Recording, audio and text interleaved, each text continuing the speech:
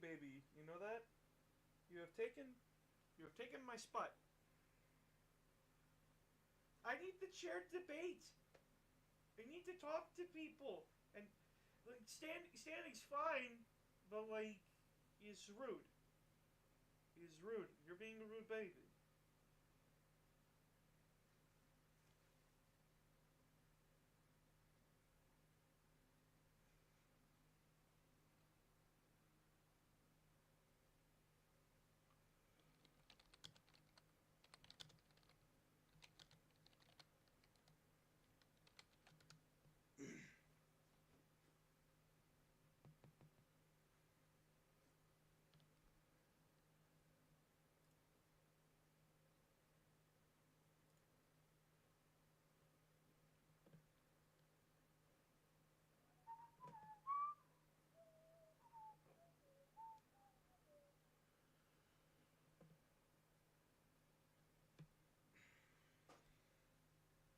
You are a rude baby.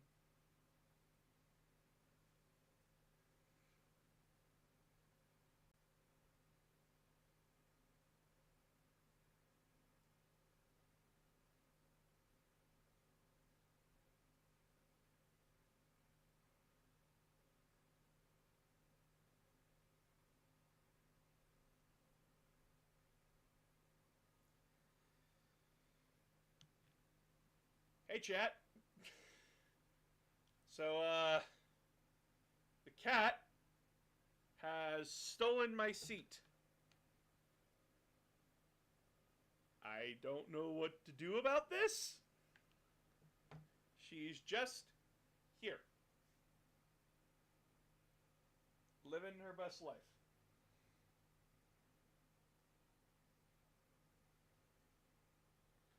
Yes, you're cute. No, you don't bring in the views. I'm sorry. Chad already knows about you, and I'm sorry. You're just, you're just weird. Just a weird baby.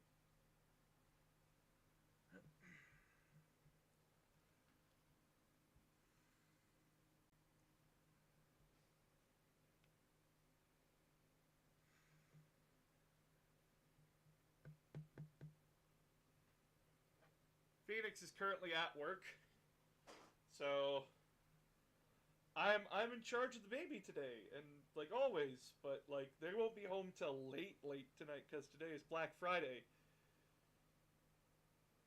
Don't don't do that. I'm giving scritches. I'm giving pets. No, you want a specific spot? Fine, you get a specific spot. There you go. Yeah, there you go, you little baby. Hey, Blue. We are just waiting on the guy we're going to be talking to today.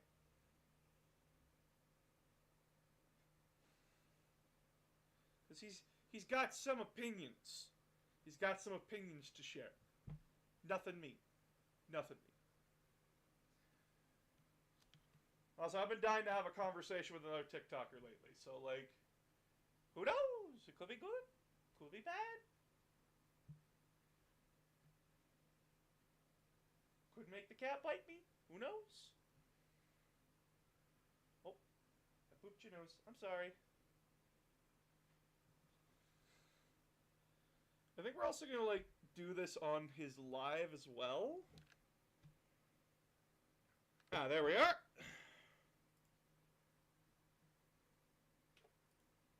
Hello. Hello! How Can are you you? see me and hear me properly? I can see you and hear you. Yes. Alright, let me get your Twitch stream up so that I can see I you. am. My stream is delayed by a couple of seconds, just to let you know. And I'm sorry, but my cat has stolen my chair. She has done. She has done the grand sin of stealing my chair, and I'm too much Well, of a. she is a cat. I'm too much of a good person to move her. Oh, Hello? ow, Uh, ow, ow, ow! Stop. okay, you know Rude. what? Can you, please? Yes. Not you, sorry, I'm talking to my camera. Oh, okay. I'm like, oh, did I do something wrong? I'm sorry. No, you're good. You're good. But yeah, no, I should be able to help you with the camera thing. I've been doing this a little bit. Yeah, if I just changed my camera off from its setting here and just changed it. So if I change my video capture device from my Pro Stream to something else. All right, now if can I invite host? I guess it would be add host. Yeah, I think that's it. All right. Now for the part of this that I hate, which is Can I do spelling this now? things. Hell yeah, there we go. Ah, I have Did it done work? it. I am amazing and wonderful and awesome. let me just move Yeah, this. it should just be a few setting things, just some setting stuff for your There we words. go. I can do them. Woo! Okay. Awesome. Oh, can I only invite people who are in the live already? Do I have to join your live? Hold on.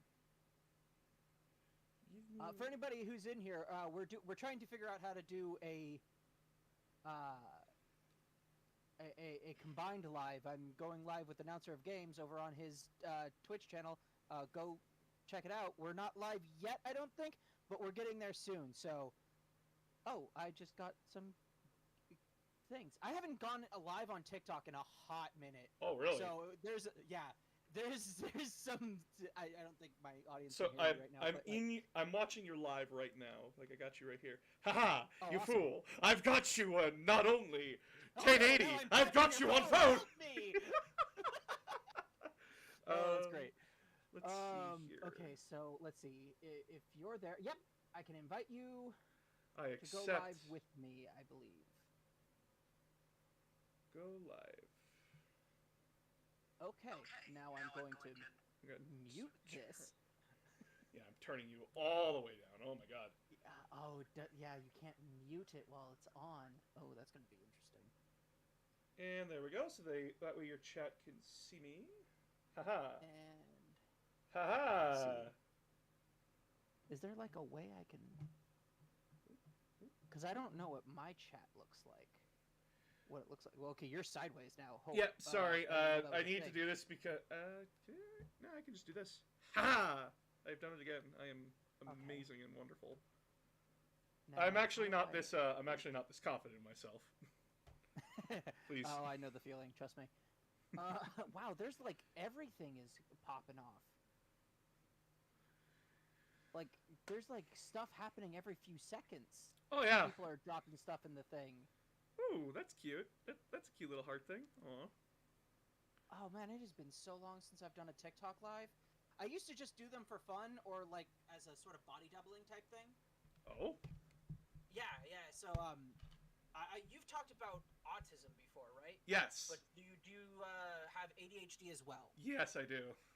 Okay, so like yeah, I've seen a bunch of other people do this from time to time where they'll body double with a live on TikTok to get things done that they need to be getting done.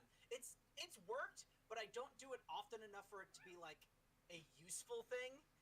But it has helped me like get a chapter or two done in a book I wanted to write or something.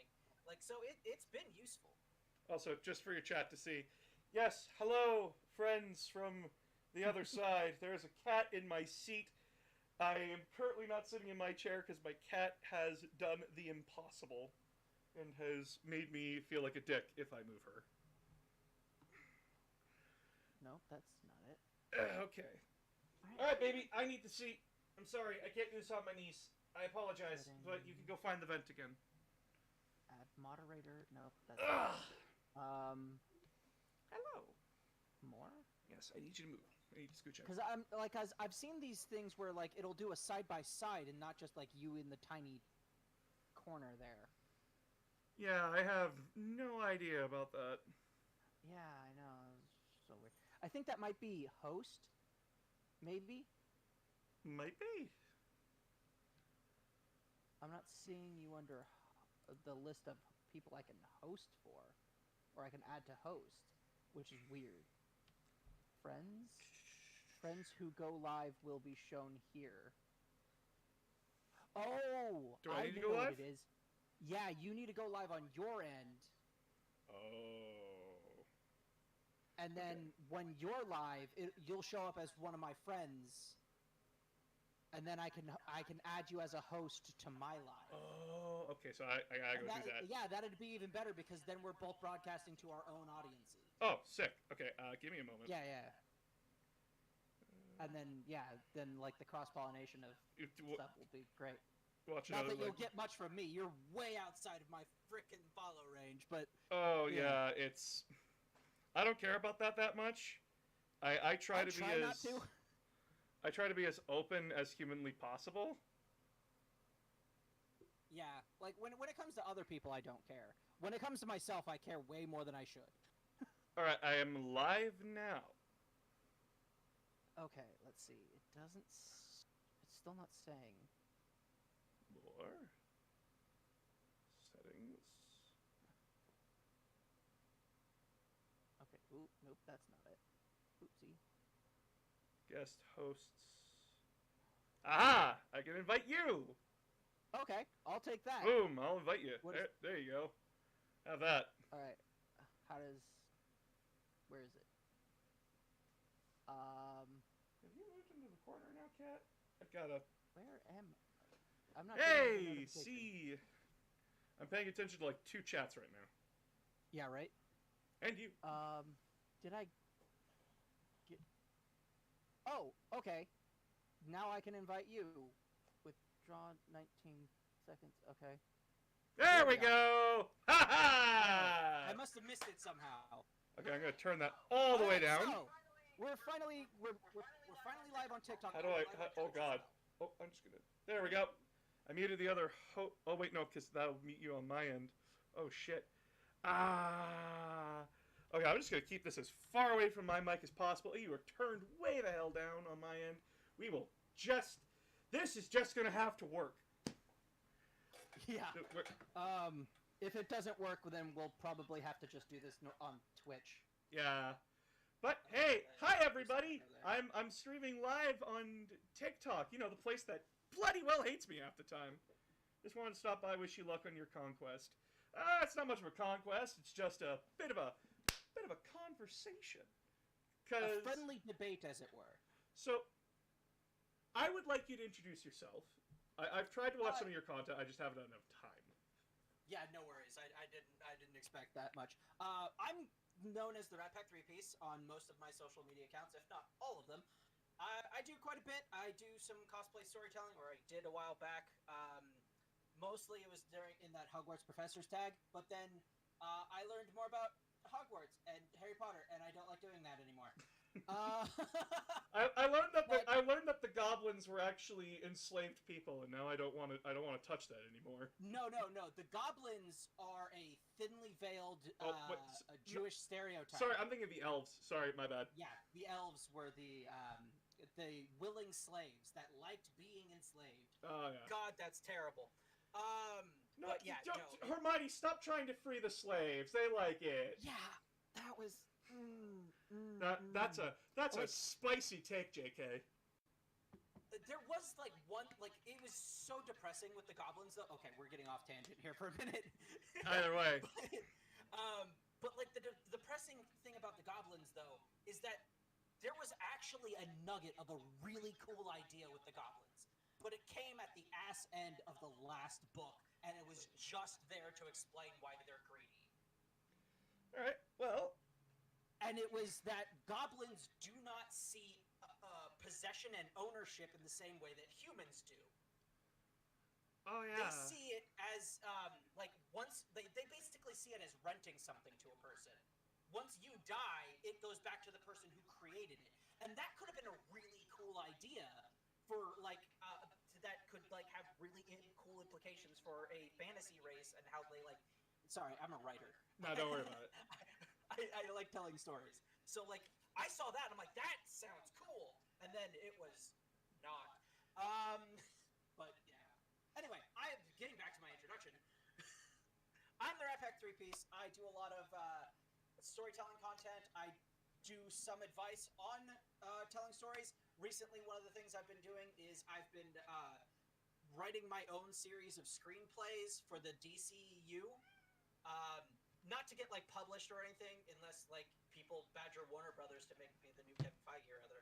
I'm gonna keep talking while he goes and handles that. But like, yeah, no. I've been doing that. I've started with a Robin-centered movie, which has been real fun. Go and check out my page if you want to check out those. I should start making playlists. I don't even know if I can yet. You need to break 10K in order to start making lists. Oh, I'm like... You're close. You're close. I saw. You're very close. Yeah. Yeah, okay. Well, once I do, I'm going to have to go through all of my content and start making playlists, I guess. But yeah, no, we're here to debate the merits or lack thereof of the Pokemon and Scarlet and Violet game, of which I have finished as of Tuesday. Congratulations. So I will be arguing from that front. I will try to avoid spoilers for anybody. But like just the ground rules. I've never been a part of one of your lives before, so I don't know. Trust me, I don't live very much. It's more banter. It's more just like us having a good time together. It's more about us just like talking and just sharing our viewpoints and such. Because you did give off some good points in your stitch to me, and here I'll introduce myself to your audience.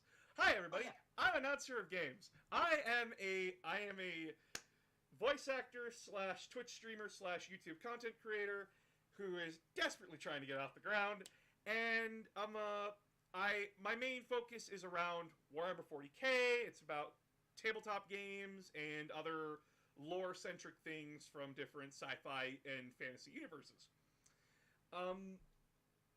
So if you want to check me out, please do. It's mostly comedic. I am also a LGBTQIA+ 2S safe space. So if you feel like I could be a safe space for you, I'd be grateful. Anyway, so one thing I do want to get this right off the bat is that I woke up this morning to a very, very weird comment that was like, "You're a liar." This game is perfect, and I just need to square away. It's just, yeah, like. People have been saying left and right in my comment section, like, I haven't experienced problems. I haven't been experiencing problems at all. I haven't noticed anything. And I'm like, okay, is like half the population for the Pokemon game, like, insane? Or are you guys lying to me? Like, what is going on here? They're, like, even if it's small. I'd have to assume that is people who are a little like me and just a little oblivious. Because if it wasn't for the fact that I was running out of battery, I wouldn't have noticed for a while a lot of the problems that were happening in Pokemon Scarlet and Violet. Yeah, because I don't want to deny these people their experiences, because like I don't know if they're being honest with me and they just never noticed, or if like they're just trying to hide it so that way they're saving themselves some pain. And yeah. I want to preface this first, by the way. I get really passionate about the games that I love, and Pokemon has been a major part of my life for a little while. And when I made that first video, it was out of a place of just, wow, I wasted $82. Yeah. And it did not feel good to do that. And it's... A lot of people rightfully got pissed at me. I don't think I said my points very well, and then I made the follow-up video today, where I haven't seen that yet. It got suppressed. No, of course it did. It's been happening. I mentioned I'm going live and talking about it. Yeah. Just to get out of the way beforehand, just so that like we eliminate misconceptions and everything, and make sure everybody's on the same page. We are both neurodivergent or neurominorities, whichever version you prefer. And something that often, not always, but tends to come along with that is we like to debate things. We're not going to get, like, we might get excited, we might get worked up, but we're probably not going to get angry at each other. Even if it seems like it, we're doing this in good faith, we're doing this because we have fun doing so. This isn't even really to like change each other's mind. This is just kind of like getting our thoughts and opinions out there and doing so with a guest. And it's more for fun, and we hope you enjoy that. Also, but before, like, just to get that out of the way. Also, a little bit of an extra thing. Slightly trying to see if I can get my following to slightly go to another creator. I always like to use these to promote other people. I appreciate that.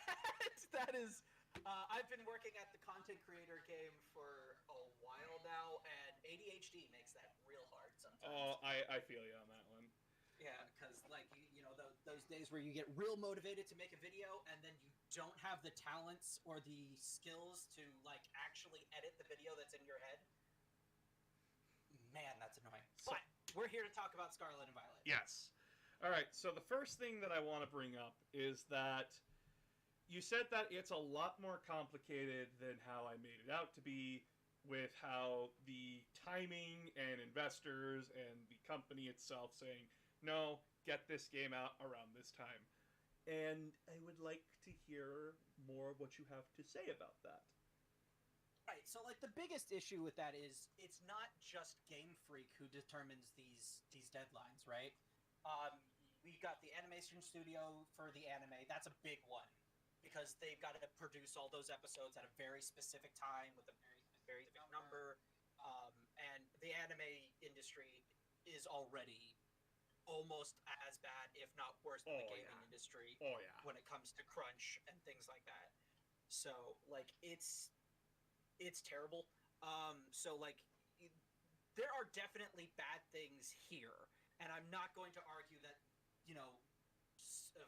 Scarlet and Violet doesn't look like it runs on a potato, because it does at times. But for the most part, it hasn't been detrimental to my gameplay experience. I've had a couple of times where I have lost save data because of a glitch, and the thing like just shut down the software. And I didn't have autosave on, so I lost a decent chunk of my save data each time. But beyond that, I still had way more fun with this game than I have with a Pokemon game since Emerald. All right. So, yeah, so when it comes to what my opinion was, is that industries right now, it's not just a Game Freak problem. It's literally not just a Game Freak problem. It's EA, it's Sony, it's so many other companies. It's not just a Game Freak problem. But something that I wish these multi-million-dollar companies would do is that they would talk to their investors. They would talk to the people that are investing in these games, in these franchises, and educate them about what game design is, and to stop listening to the screeching minority, the people who like say, if you don't get this game out now, we're gonna riot. Those kinds of people, you really just, they are not the best people. They do not represent the community as a whole. But gaming companies tend to listen to them for some baffling reason. And the vocal minority, right? Like, exactly. They're the loudest, so they're the ones that get heard. Yeah. And it's just, I'd rather avoid Cyberpunk 2077 happening every time a game releases. Because Cyberpunk 2077 is a perfectly fun game after you stop glitching through the floor. Pokemon Scarlet and Violet, though, is the same Pokemon game that we've been playing since 1998, is a fun game when I stop playing as a PowerPoint presentation. Yeah, the other thing with that is, okay, so the first thing is, a lot of the times the investors actually do know a lot of those things. And again, it comes back to the constraints with other companies that they work with, because one of the things I mentioned I don't think the video I stitched with you, but the one I stitched with that dude who does sexy Shaggy Rogers cosplay. That's a thing? yeah. Zoink, Scoob! It's a thing. Anyway. Good stuff. Really revealing a lot about my For You page right now. I mean, if you like it, you like it. It's not. I'm actually not gay. like a lot of his other content, but that's the thing I think of when I see him. All right. Boy, I tuned in at the wrong time. No, you didn't. You tuned in at the perfect time. No. Best time. Best time. Best time. I'm not gay, but I don't consider myself straight either. So, no, it's, where was I? Yeah, no, the thing I said in the video I stitched with him is that it's not just like the anime, for example. It's also the TCG, the, Pokemon Go. It's all of those, like the toothbrush app that they made a little while ago. It's all of the, it's everything. They made a gets pushed toothbrush back. app? Yeah, they made a little app for kids for brushing your teeth to get the kids to want to brush their teeth more. That's cute. Okay. Yeah, it was adorable. It's a free app you can get. But yeah, no, like it's all of that. All of that gets pushed back. So if we were to get like, and I'm not saying that this shouldn't happen, but it's something that we as the fan base need to be prepared for. Is if we want to update the production cycle of a Pokemon game, because they need to come out with relative regularity. Then we all, as a fan base, need to be prepared to not get any Pokemon content for like a frickin' year. Because like that's what's gonna need to happen while they take that year to readjust all their schedules. We're not gonna get side games, not gonna get Niantic updates, not gonna get an anime, not gonna get new cards. We're not gonna get any of that stuff for a year, and that is hard for a company to sit down and commit to. But that is essentially what they'll end up having to do. Yeah, and when it comes to game development and such, you're always going to hit a point where you hit a wall. And another problem is that Pokemon Scarlet and Violet are now the best-selling Pokemon game in years. So, literally, I have shouted my criticisms to the wind. I am literally screaming at a mountain, and the mountain, as we all know, does not bow to the peasant. And that's essentially what I am at the end of the day. And when I made my criticisms known, it was just me venting, because, again, as I have stated to our boy here, I lost my fucking save file. And that's hard. I'd be upset too. I would be upset too.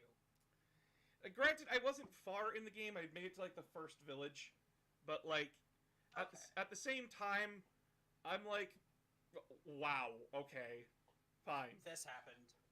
I have a couple of questions though about that.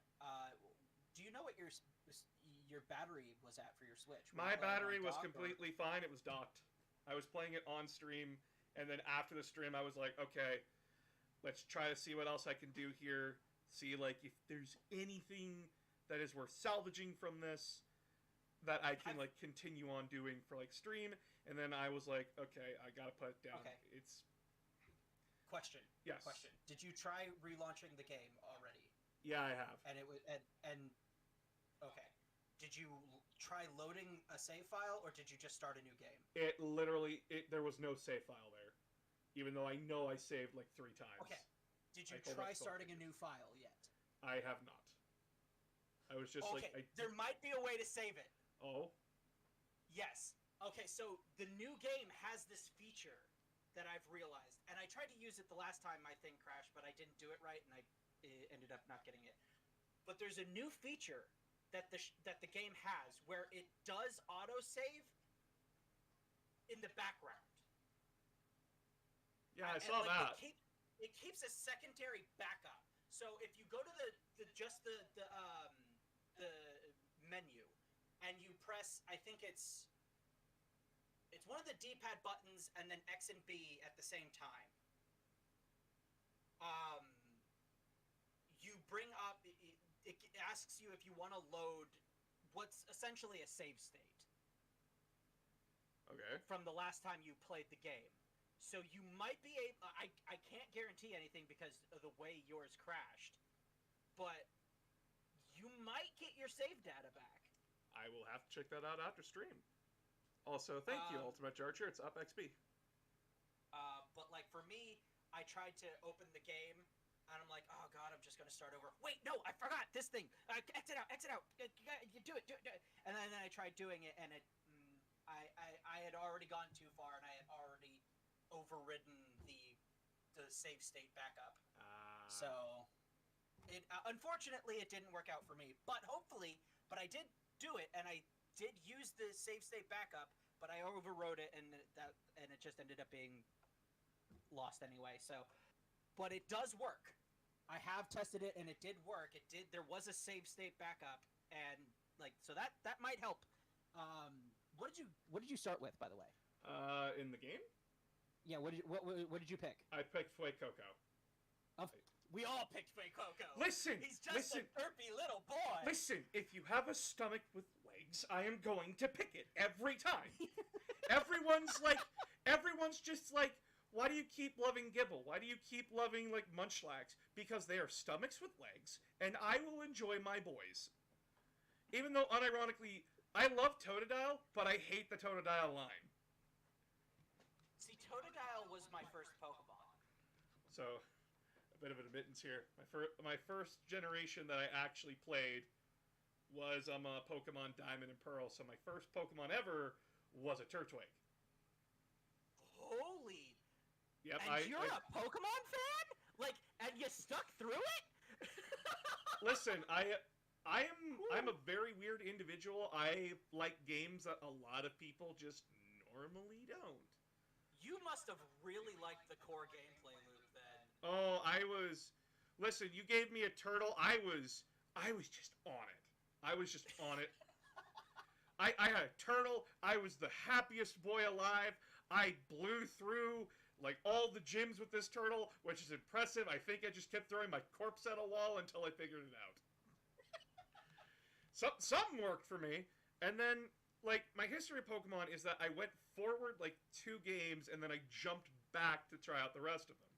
So, like, it was Pokemon Diamond, well, Pokemon Pearl, then it was Pokemon Black, and then Pokemon X, and then I jumped back to Pokemon Emerald, Pokemon Gold, and then Pokemon Red.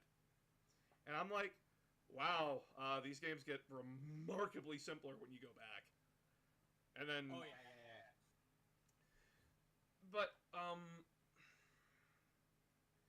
it's impressive to see how a game has lasted for close to 21 years of life. And then not just that, but become the most successful franchise in the world at that. So. Oh yeah, like I looked at numbers and everything, and Pokemon, nothing scratches Pokemon. Like Call of Duty is like every time they release Call of Duty, they're like, we're gonna try and do Pokemon numbers. They can't touch it. Digimon was its direct competitor. And I look at people, and I say, like, Digimon? And they go, what the fuck are you talking about? And I'm like, no one know Gundramon? Am I the only one that knows the fastest shot in Digimon? I was a hardcore Digimon fan back in the day. I was mediocre at best. Oh, man, I love Digimon. But I used to pretend to be a Digidestined. We were all kids. We all pretended to do something. You cannot look me in the eye and say you haven't done a Kamehameha at least once in your life. But but yeah. We're just not going to talk about that. So some things that frustrated me about Pokemon Scarlet and Violet was that I know. Okay, so first off, these games are made for kids. They are made for a demographic that this is baby's first RPG. These are simple RPG mechanics for young kids to get into and see if they continue to go through into the RPG craze. I understand that completely. But in my vision of a good game is that you make a game simple enough for everyone to play, but complex enough that people can master. And originally, Pokemon used to do that. If you play Pokemon Emerald, Pearl, Diamond, Black, X, I think maybe the Sun and Moon, those games had a deeper learning curve to them when it came to like natures and such. Like you actually had to plan around like what you wanted to do. It's why the Nuzlocke community is so popular in the Pokemon community. But then Scarlet and Violet came out. Well, first start with Sword and Shield, and it's like, hey, XP share is turned on for everything. Oh, why'd you do that? Well, we want to make leveling up faster. Okay. Well, it's not like you care for the competitive field, but appreciate it. And then Pokemon Scarlet and Violet, you don't get an option to turn it off. You don't. I didn't think you got an option to turn it off in Sword and Shield. Nope, you can. It's in the options. But honestly, I just leave it on because the grinding in Pokemon has always been a little. The grind game is bad. annoying. And I think that's the main reason why they're turning back towards the EXP all thing, and they're trying to get it right this time. Oh yeah, you on also. On your point for competitive though, and a deeper learning curve and something to master. As dumb as I thought it was originally, terrestrialization is super deep for meta play. I figured. I did not think it was going to be as deep as it is, but when you think about how meta play happens just before this game, a large part of the meta has always been trying to get inside your opponent's head and figure out what they're going to play and play your counter so that they have to waste a turn getting out their counter for your counter for their counter for your... That's always been a huge part of the competitive circuit. Oh yeah. So now add the ability to, I'm going to send out my Pikachu. You're going to send out a ground type. I'm going to terrestrialize to a flying type, remove my my electric typing. Now I'm a flying type on your ground type, but you're going to terrestrialize to an electric type, and now you're strong against my flying. Like, it's a whole new level. It's mind games at that point. It's mind games. But that's largely what metagame is when you get into stuff like this. So there's competitive play and there's meta play. So I will give credit where credit is due. Terrestrializing is a lot more unique than just Pokemon Go Big. Yeah, oh god, that was the dumbest gimmick we've had so far. Yeah. I fucked with Megas. They were cool. Well, Megas... Z moves at least were flashy. We like that. There was that. What the crap was Dynamaxing? Well, Mega Evolutions were unique in a way that only certain Pokemon could use them, and then it fundamentally either enhanced what that Pokemon already did, or it made that Pokemon better at something else that people didn't expect. Some were useless, like Mega Garchomp. It was redundant. And it actually hurt what Garchomp wanted to do, because Garchomp's entire thing in the games has always been, I'm a fast, hard hitter, and its Mega Fall form doubles its attack stat, but halves its speed stat, so what's the point? Garchomp is not a tank. He is, I hit hard. But for something like Gardevoir, whose defense is kind of garbage, her entire thing when she Mega Evolves is that she gets buffs in all of her defense stats and a small buff to her offense. So, like, you always would like a Mega Gardevoir. And plus, you cannot make me laugh more than my purple fatty getting banned from competitive because his Mega was broken. It was the funniest thing. Z moves... I mean, that's right up there with Greavard, though. I mean... Yeah, I mean, in case you haven't heard the news, Greavard, or not Greavard, but Houndstone, the evolved form of Greavard, has been banned from competitive play already because it can get a base stab damage of like 600 points. It's disgusting. Basically how it works is that you have to have like 5 of your Pokemon knocked out. So basically, the idea is just bring in a bunch of level 1s and then just watch as this dog goes and sits on everything. Yeah, it's the new fear strategy. That's all it is. And it's just, god dang it, Game Freak. And another... I mean, like, the thing with that, though, is there's always going to be unforeseen things when you try to introduce something new to the meta. There's always going to be unforeseen stuff like that, and you're always going to have to retcon it after it's already come out. Oh, yeah. And That's this, but I made a realization today that this isn't even Game Freak's original idea to be cycling through these gimmicks like this. oh, Yeah, they're borrowing it from Magic. oh, fuck. Think about it. Each gimmick is just the same thing as a new gimmick in Magic the Gathering. I mean, they are direct competitors. Yay! Oh shit. I mean, like, think about it. If you think, like, it's the same thing. Oh yeah, it pretty much is. And I realized that earlier, arguing the same point with my friend, and I was just like, wow, that's a thing that happened.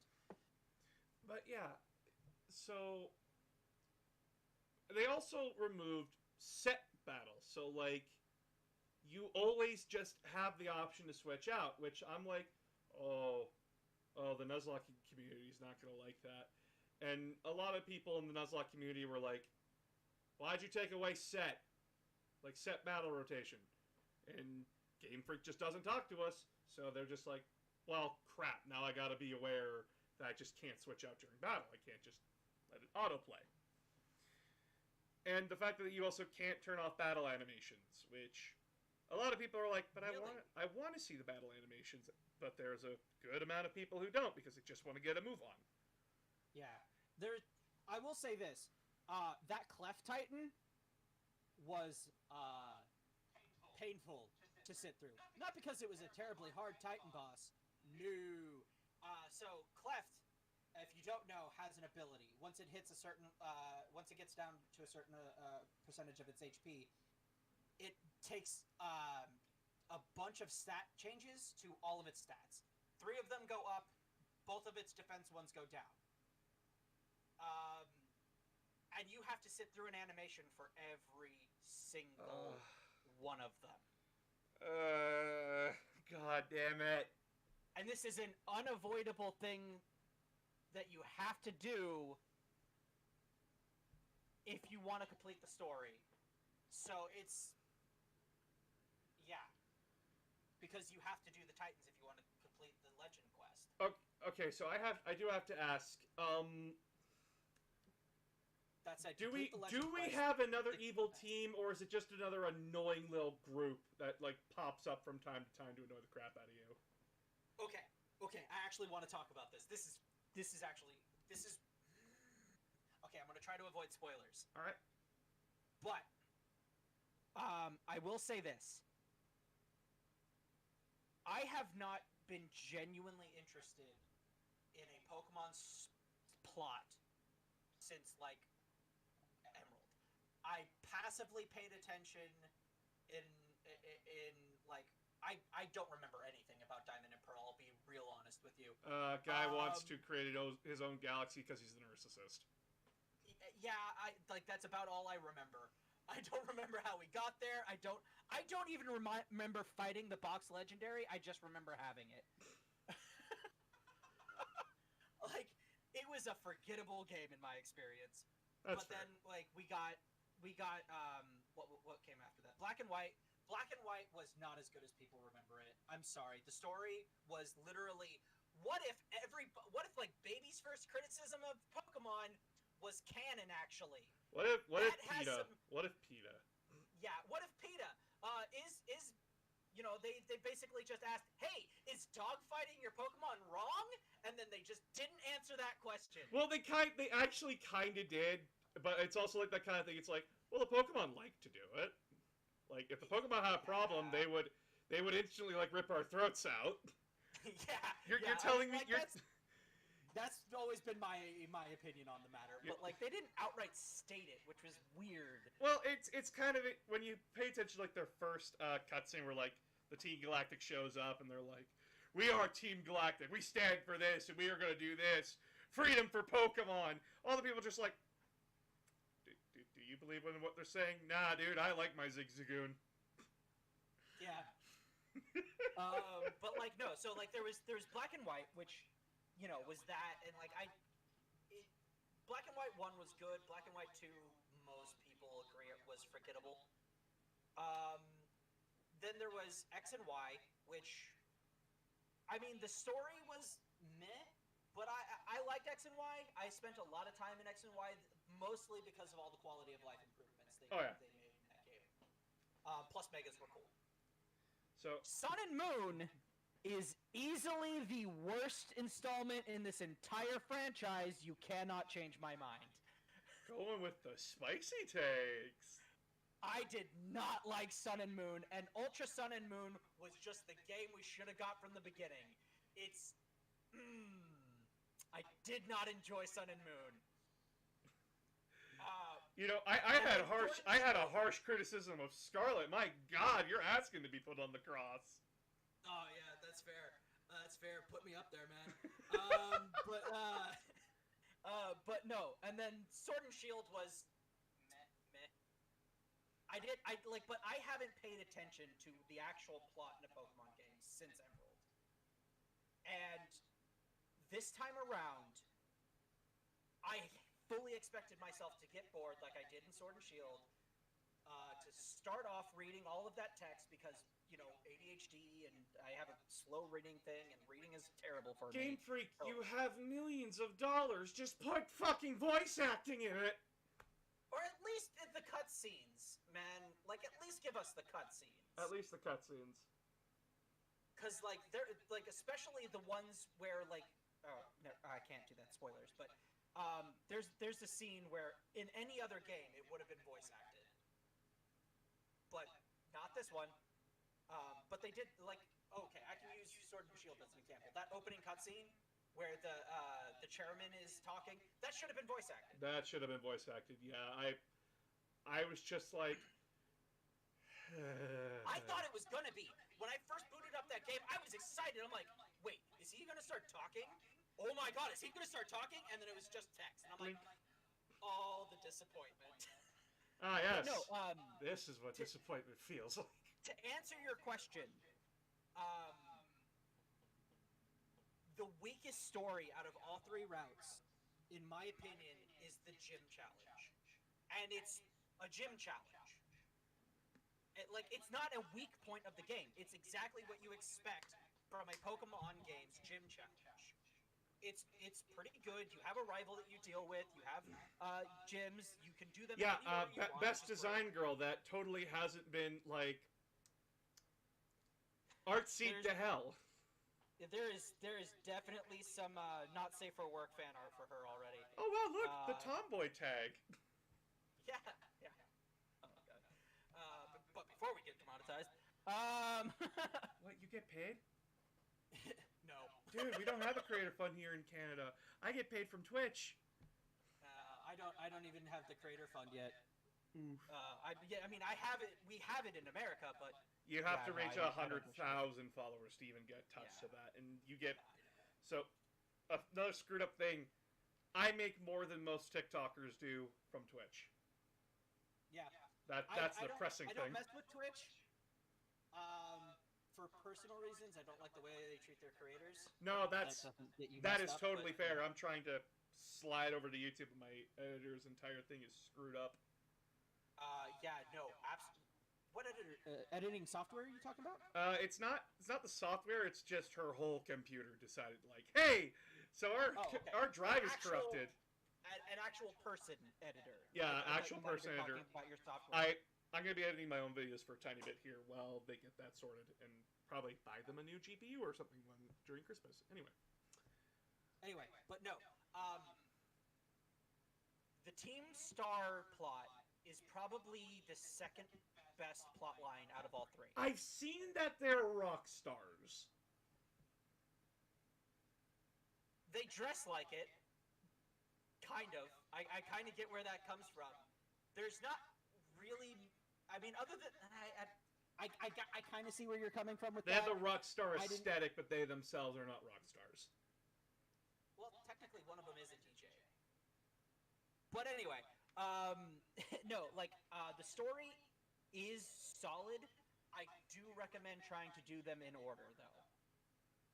I started accidentally, not accidentally, but I started with the hardest one first. Because I'd done a bunch of other stuff. I was over leveled. I was able to do it. I was already up there at like level 50 by the time I hit that. I don't recommend starting with that first. Oof. Do them in order. I think it's the dark type, the fire type.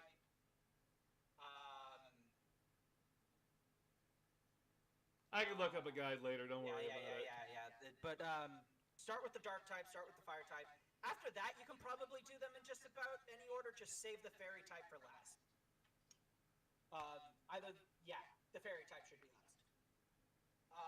But that's really the only reason I'm docking points for it, is because you kind of have to do them in a set order, and in an open world game where you're supposed to be able to do them in whatever order you want, that bothered me a little bit. But to enjoy the story to its best, put them in order. Other than that, the Titans were my favorite. Not only do you get all your movement upgrades from them, I can't do it without spoilers, but it's, oh my god, it's... I just want to know if like it's an actual bad guy plot or if it's just like an annoying team getting in the way again. It's the happy medium. It's the happy medium. So it's not, a team of people trying to take over the world. I'm pretty sure that's like... They're Game Team Freak Rocket. is It's moving away from organized crime, but they're not like looking to take over the world. No. It's not like Team Rocket. It's not like where they're straight up villains. They are causing problems, but not in the way you think. And, but they're not Team Skull, where they're just annoying. They're punks. They're just punks. Or Team Yell, where they're just annoying. In this one, there's meaning to it. It's not the meaning that everybody's been crying for, where it's another evil team. They're not an evil team. They're delinquents, and you are going to. They're school delinquents. I'm struggling with how much I can give away, and how much is spoilers. They're school delinquents, basically. Yes, with an asterisk. With an Again, asterisk. You have to play it. You have to play through it. Once Game Freak gets off their ass and makes the game stable, I was planning to go back to it. Yeah. I finished it on Tuesday. It was a great game.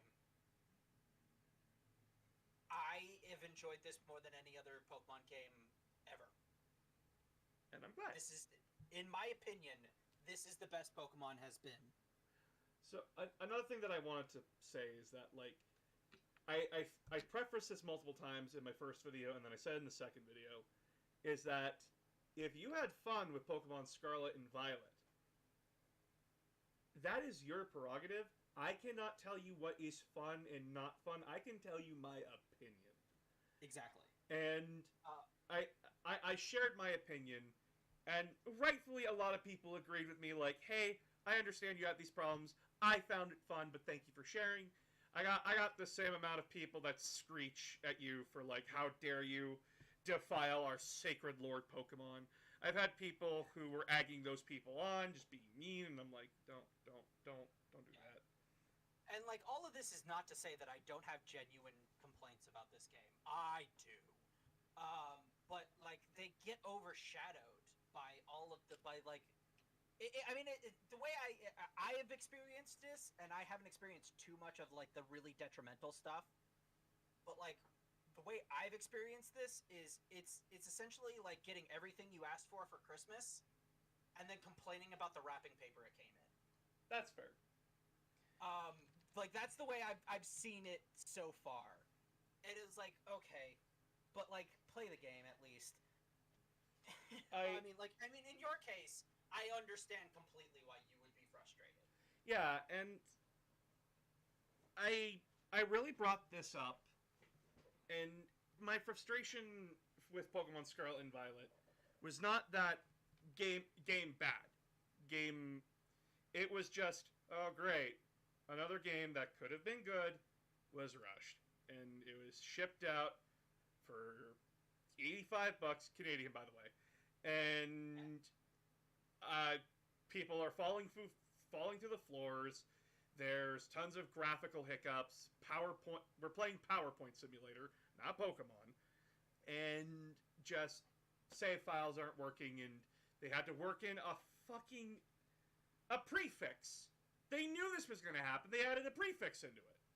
It's like, oh, if you do this specific button combination, cool. Where was I supposed to learn that? Oh, if you go into this thing tucked away in the purchase store. Oh, I found it on TikTok scrolling through my phone. Oh my god. Yeah. Yeah, no. I agree with you on that. It's a problem, and it's a problem exacerbated by the industry itself. Yeah, and I'm not going to disagree with that. Like, you're just right. And this is another thing, is that, like, I really don't want to come off like an asshole during this entire thing. I don't want to be a dick. Because, like, again, I sit here and I genuinely enjoyed playing Sonic 06. It's a terrible fucking game. Do not get me wrong. But just, like, sitting through it and seeing just how bad this is somewhat entertaining to me. But at the same time, I have to realize I like hurting myself in many different ways. I played Sonic Adventure Battle 2 on stream. There's a whole compilation of me just slowly going insane from playing the Hero Side story again. Never played 2. I love the crap out of 1, except for Big the Cat. Okay, actually, so funny thing. I have PTSD from Big the Cat. So funny thing. Sonic Frontiers. And by the way, another thing that someone commented is that, like, you're showing favoritism to Sonic. Sonic is not my hero. Sonic is not my favorite game series of all time. I respect what the Hedgehog has done, but at the same time, I'm laughing at him like everyone else. Sonic Frontiers, when I made that comparison that, like, Sonic Frontiers gave me a stable game compared to Pokemon, Sonic Frontiers is one of the best Sonic games that has been released to date, and I never thought this would happen. They redeemed Big the Cat. I never thought it would happen.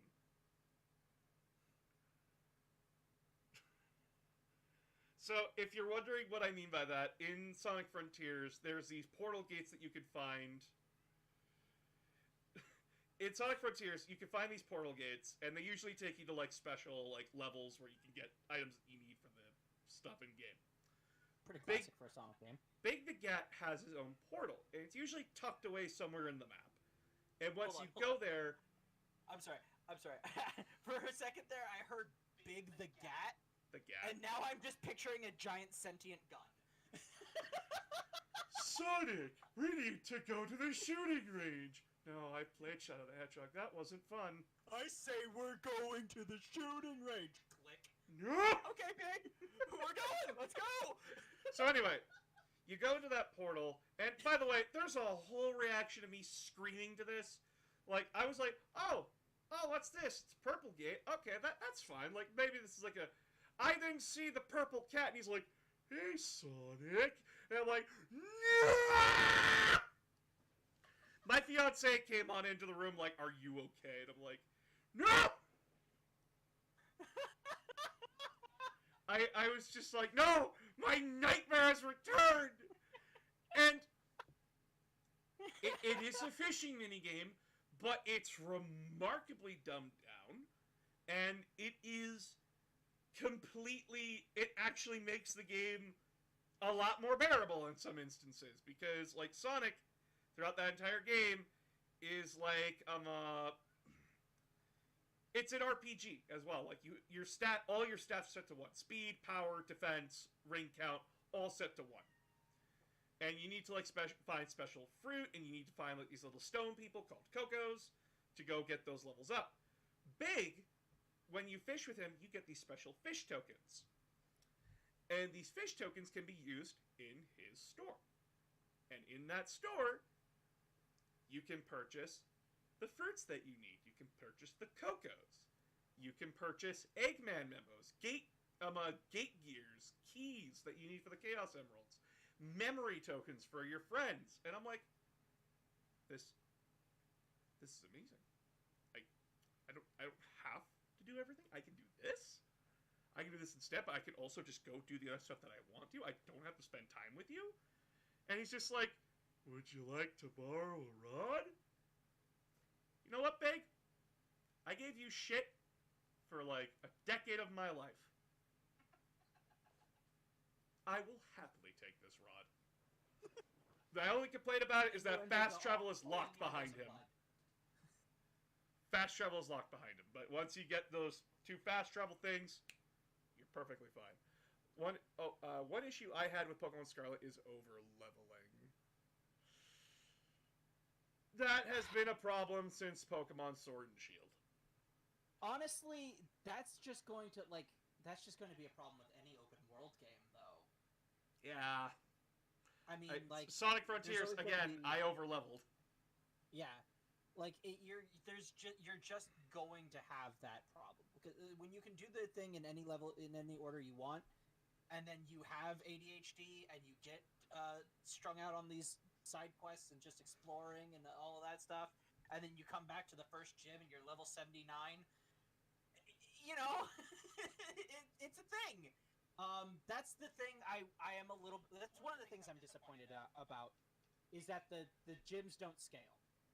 Oh, they don't? No. But they're all set. Ah. All of the gyms, all of the Titans, all of the star bases, they're all set.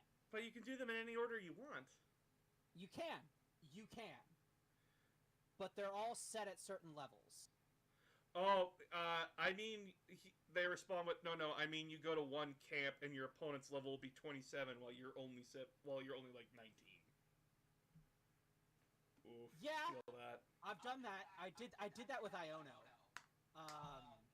I walked up on her. I'm like, okay, I'll just take out this gym. She's just roughly at the same level as me. I got my wrecked.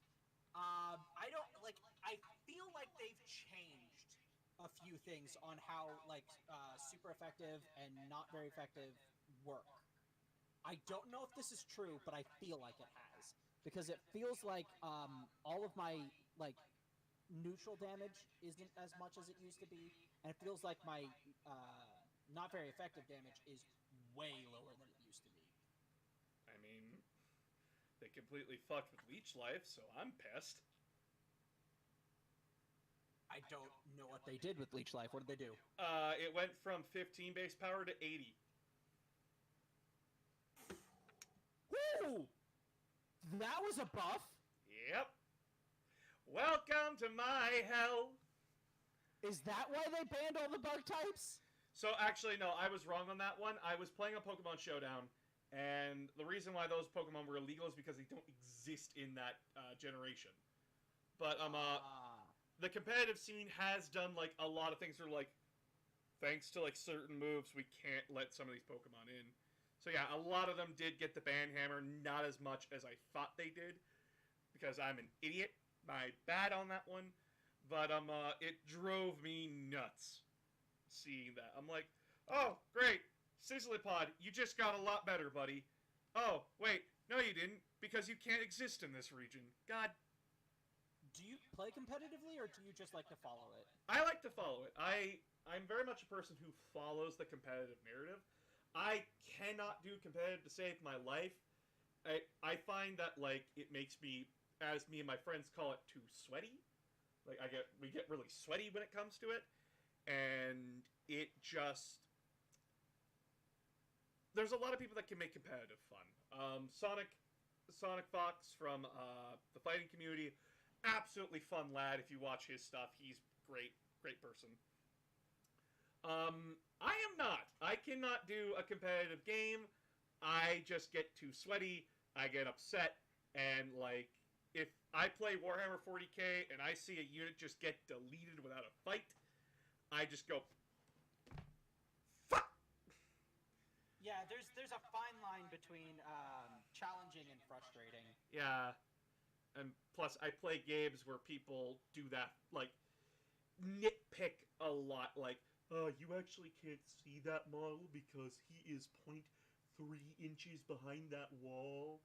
The majority of him is sticking out. Yeah, well, Wrath, can you back me up on this? He is technically correct. The model is, oh, well, fuck you too, buddy.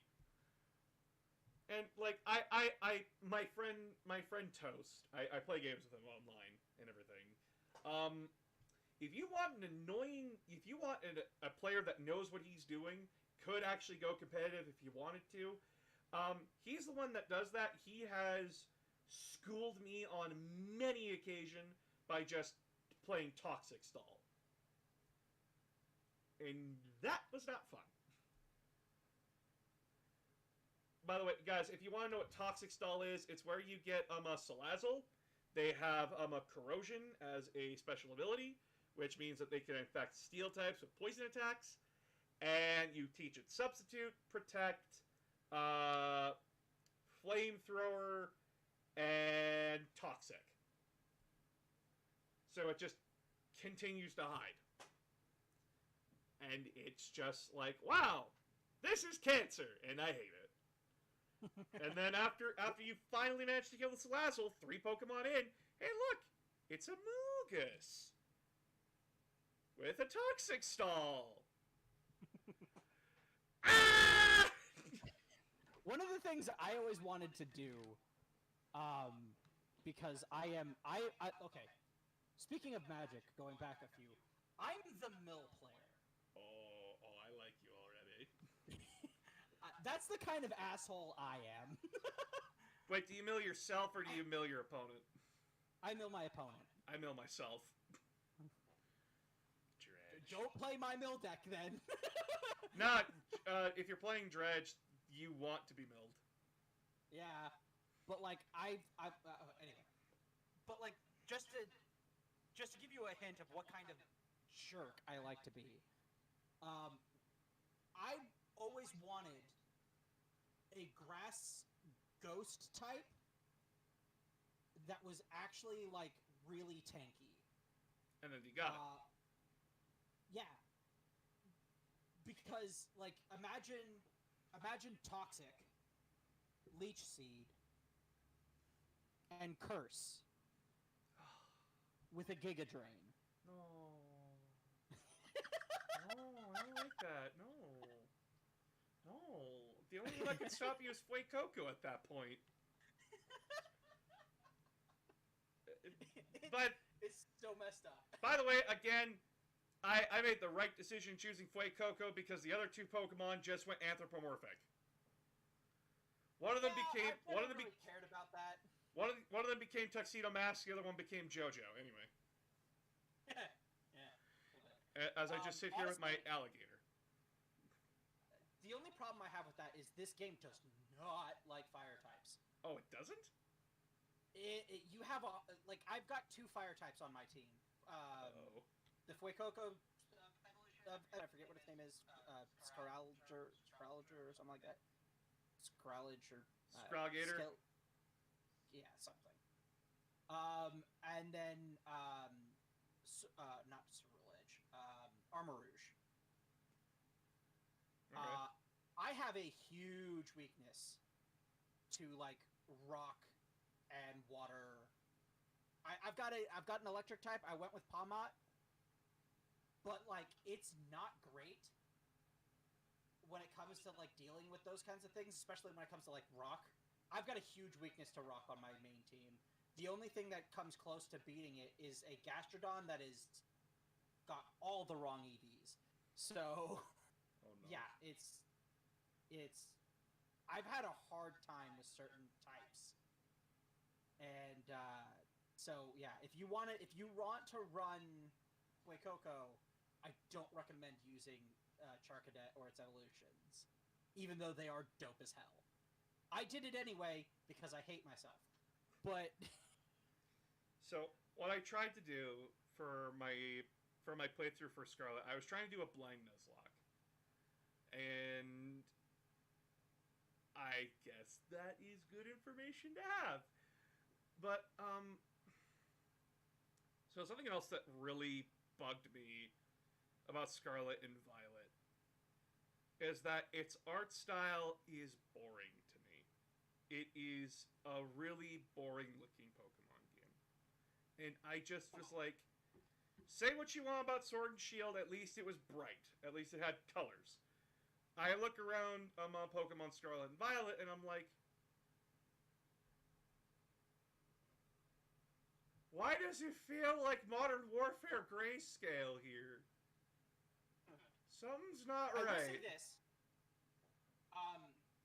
I had my doubts about the being able to get the box legendary right from the beginning.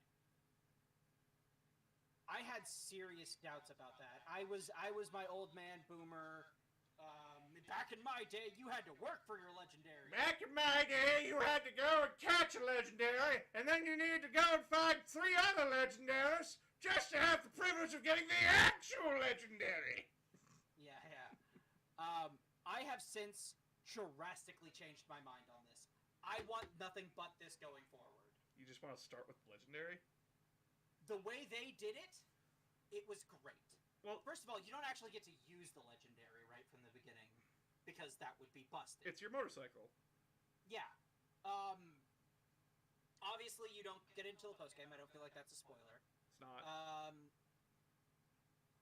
But the legendary has character.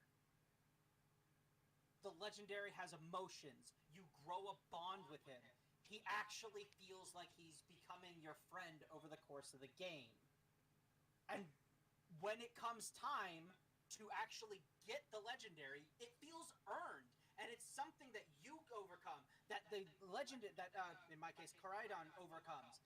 It's this thing that, it's a bond that you and the character share, like if you get into the like, you know, immersion of the game. And it's so much better. And I've got to admit, I know that everybody's comparing it to Toothless. And I Wait, see they it. are? Yeah. Oh yeah. Oh. And I can very see it. But there's this moment right in the beginning where Koraidon is in its battle form before you get it, before like it becomes your Pokemon. And you're getting guided through this cave, and then you get attacked by shit, and blah blah blah blah blah. But there's this moment of where Koraidon looks at what's happening to you, knows that you gave it a sandwich. It knows I that remember you were this. Kind to it. It knows that you were kind to it, and then it like thinks for a minute because and you get the sense afterwards that it was contemplating whether or not it wanted to use up the rest of its power to help save you, or if it was going to just hold on to its power and be the thing that it's supposed to be, and it chooses to save you. And like that little moment of it thinks to itself and the little eye flicker that it does, that impressed me right off the bat. Yeah, I guess that, thinking back on that, that was actually like, oh, it actually chose to save me. Yeah. That's weird. Like, I guess I didn't think too much of it at the time, but now that you bring it back up, that is a thing that's interesting that they did. Because like most legendaries in Pokemon games, that like you show up, there it is. Yeah, it's this big ethereal thing that you don't get any real attachment to. It doesn't have any personality to it. It's just kind of there. The best we got was like like the two best things that I think we got was like Pokemon Emerald, where like here comes Rayquaza with the steel chair, or Pokemon Black and White, where it was like, oh no, you've been carrying the legendary the whole time. Excuse me? Yeah, take it out of your pocket. Oh fuck, it's a dragon!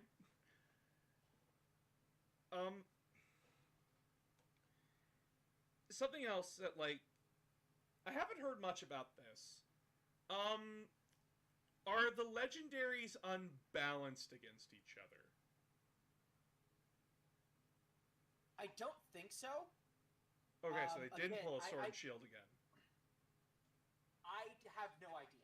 Honestly, I didn't have any idea with Sword and Shield. Well, what's the typing for the Violet and the Scarlet Pokemon? Ooh, I think it's fighting dragon for Koraidon. I don't know what it is for Miraidon. Chat, Probably help me something out. else in dragon. Don't worry, this is why I have Twitch chat. They help me out.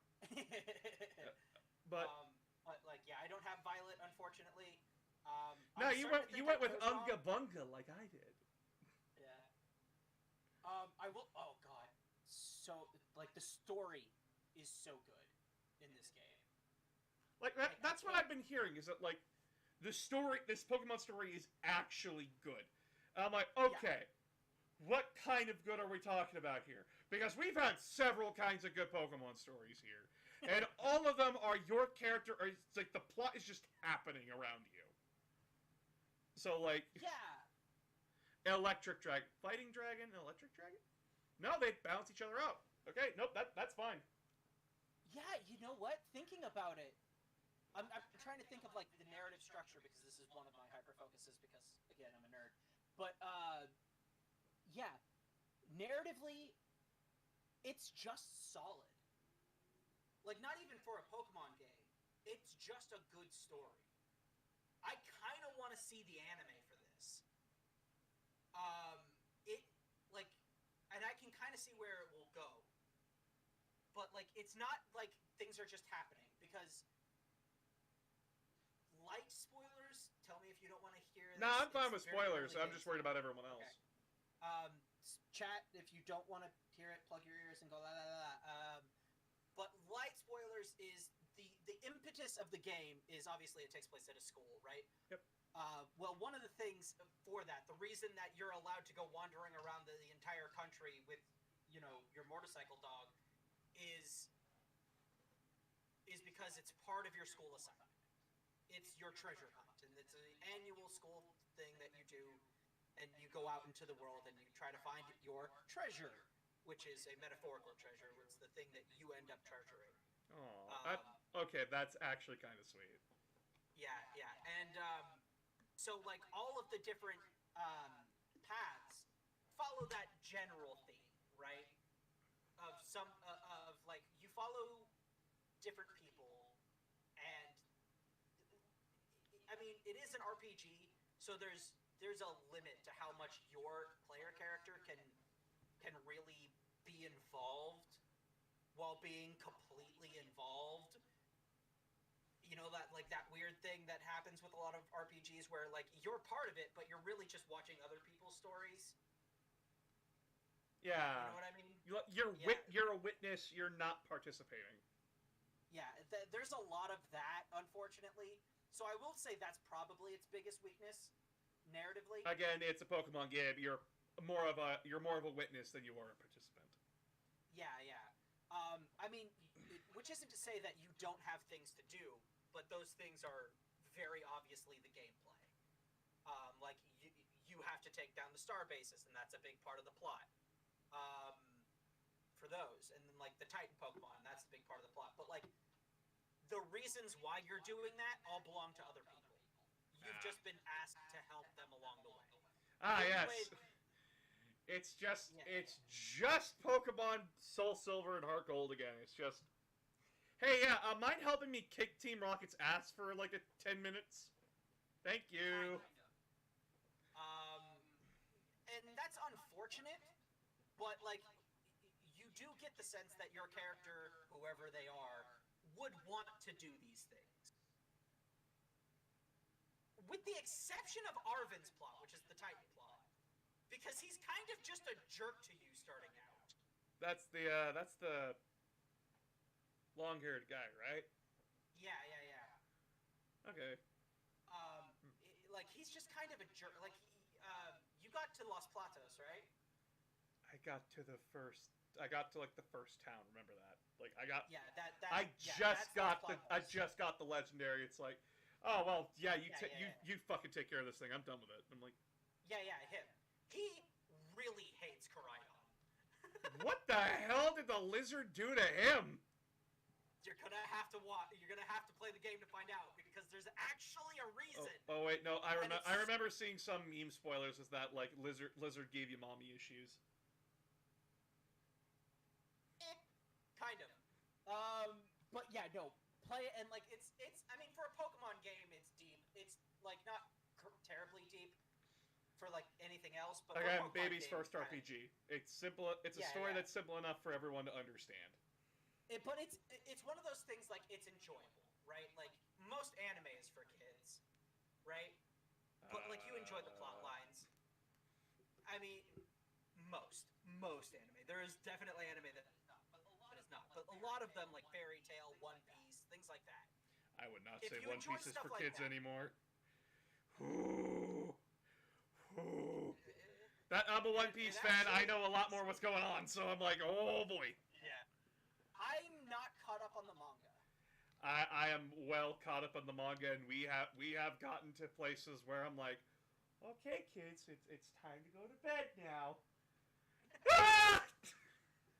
But you also got to keep in mind in Japan, like that's like G. Oh, That's oh, yeah. G-rated shit. I gotta remember that we have like different sensibilities over here in the West than they do in the East. Yeah, it's a whole different shebang. But yeah, no, like if you enjoy stuff like you know, One Piece, Fairy Tail, stuff like that, you're going to enjoy the crap out of this storyline. That's fair.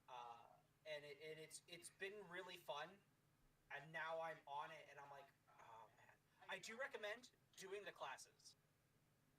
Okay. Some of them give you some really good rewards. One of them you get like a Galaran Meow. A Berserker.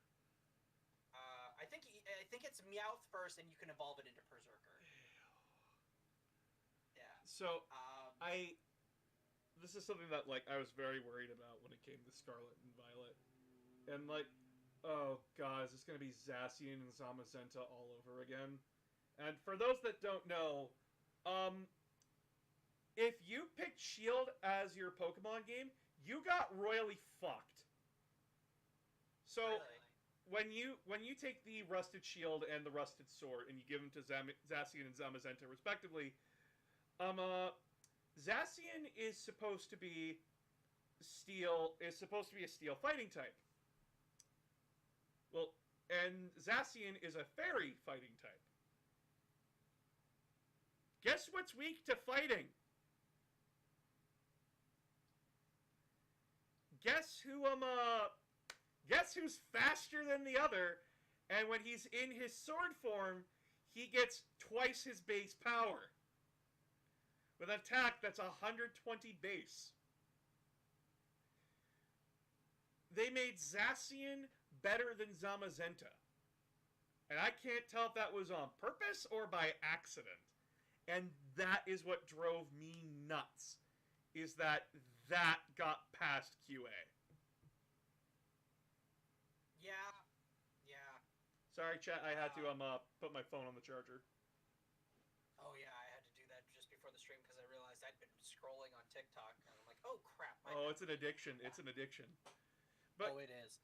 I got really worried about that. And then, like, I'm glad to hear that their typings are now, like, neutral. Is that, like, if they both have dragon moves, it just depends on, like, who gets the hit off first now, instead of just, like, oh, Zamazenta's just fucked, regardless. He's got to take it up the ass from his older brother. And, but then it came down to a few other things that just kind of bugged me about Pokemon Scarlet and Violet, and that is there's not a lot that's different when it comes to it. And what do I mean by that? It's basically like it's the same Pokemon game that we know, and its art style again is boring to me. And I understand that this game was rushed. I really do. I get that. I get that completely.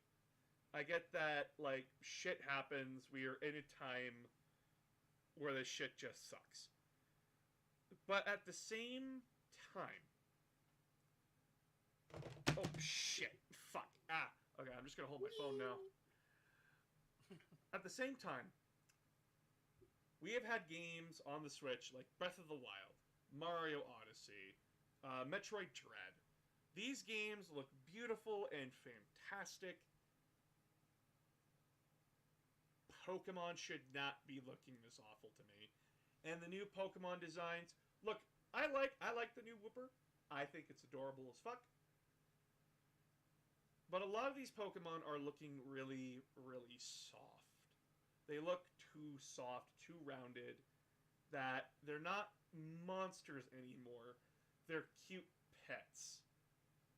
And Well, I mean, like, that's the direction Pokemon's been going for a couple of generations now. I don't like it.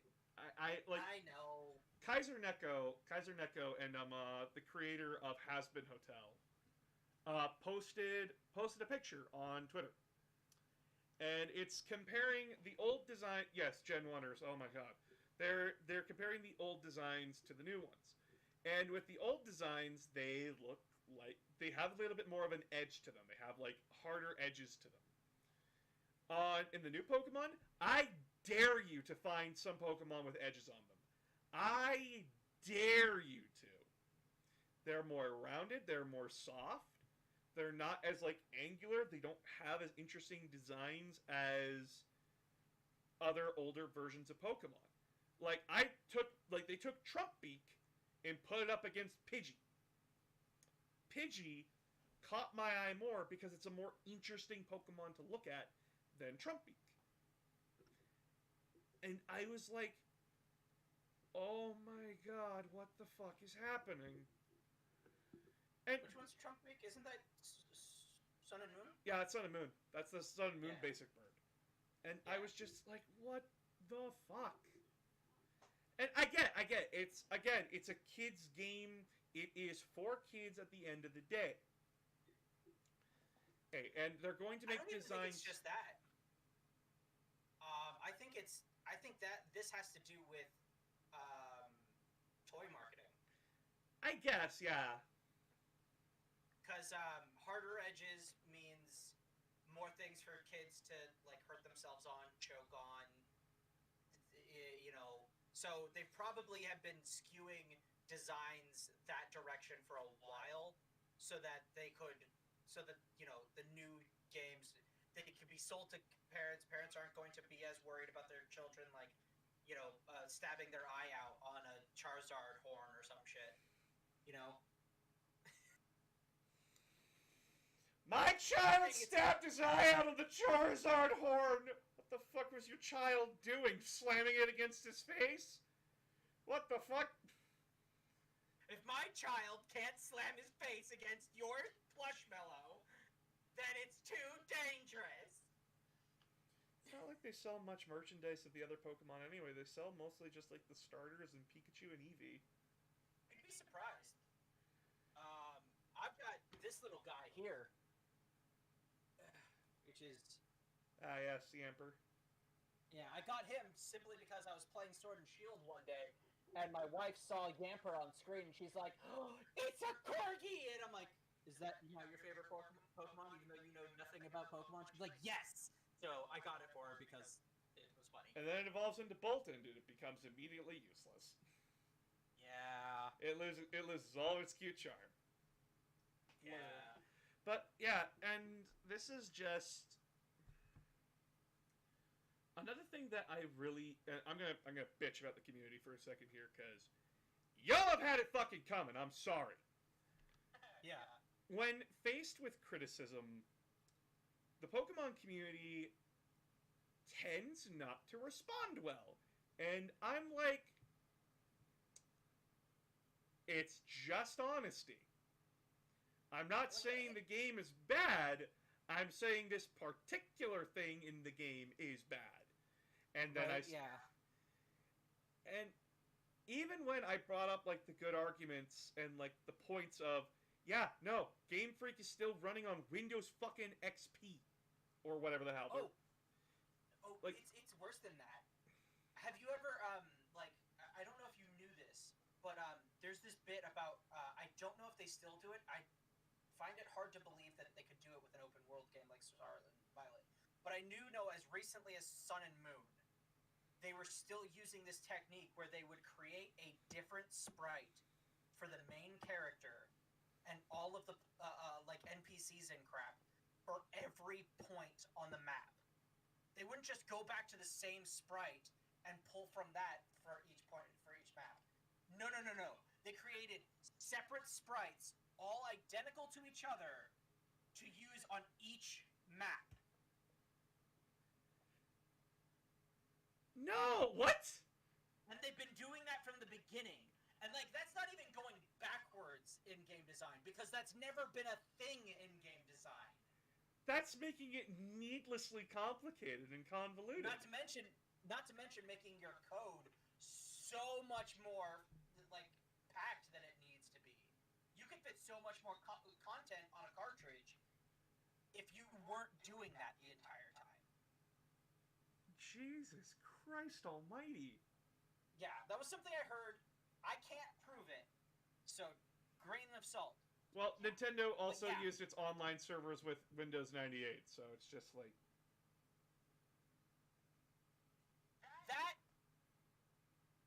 That's probably more of a Japanese thing.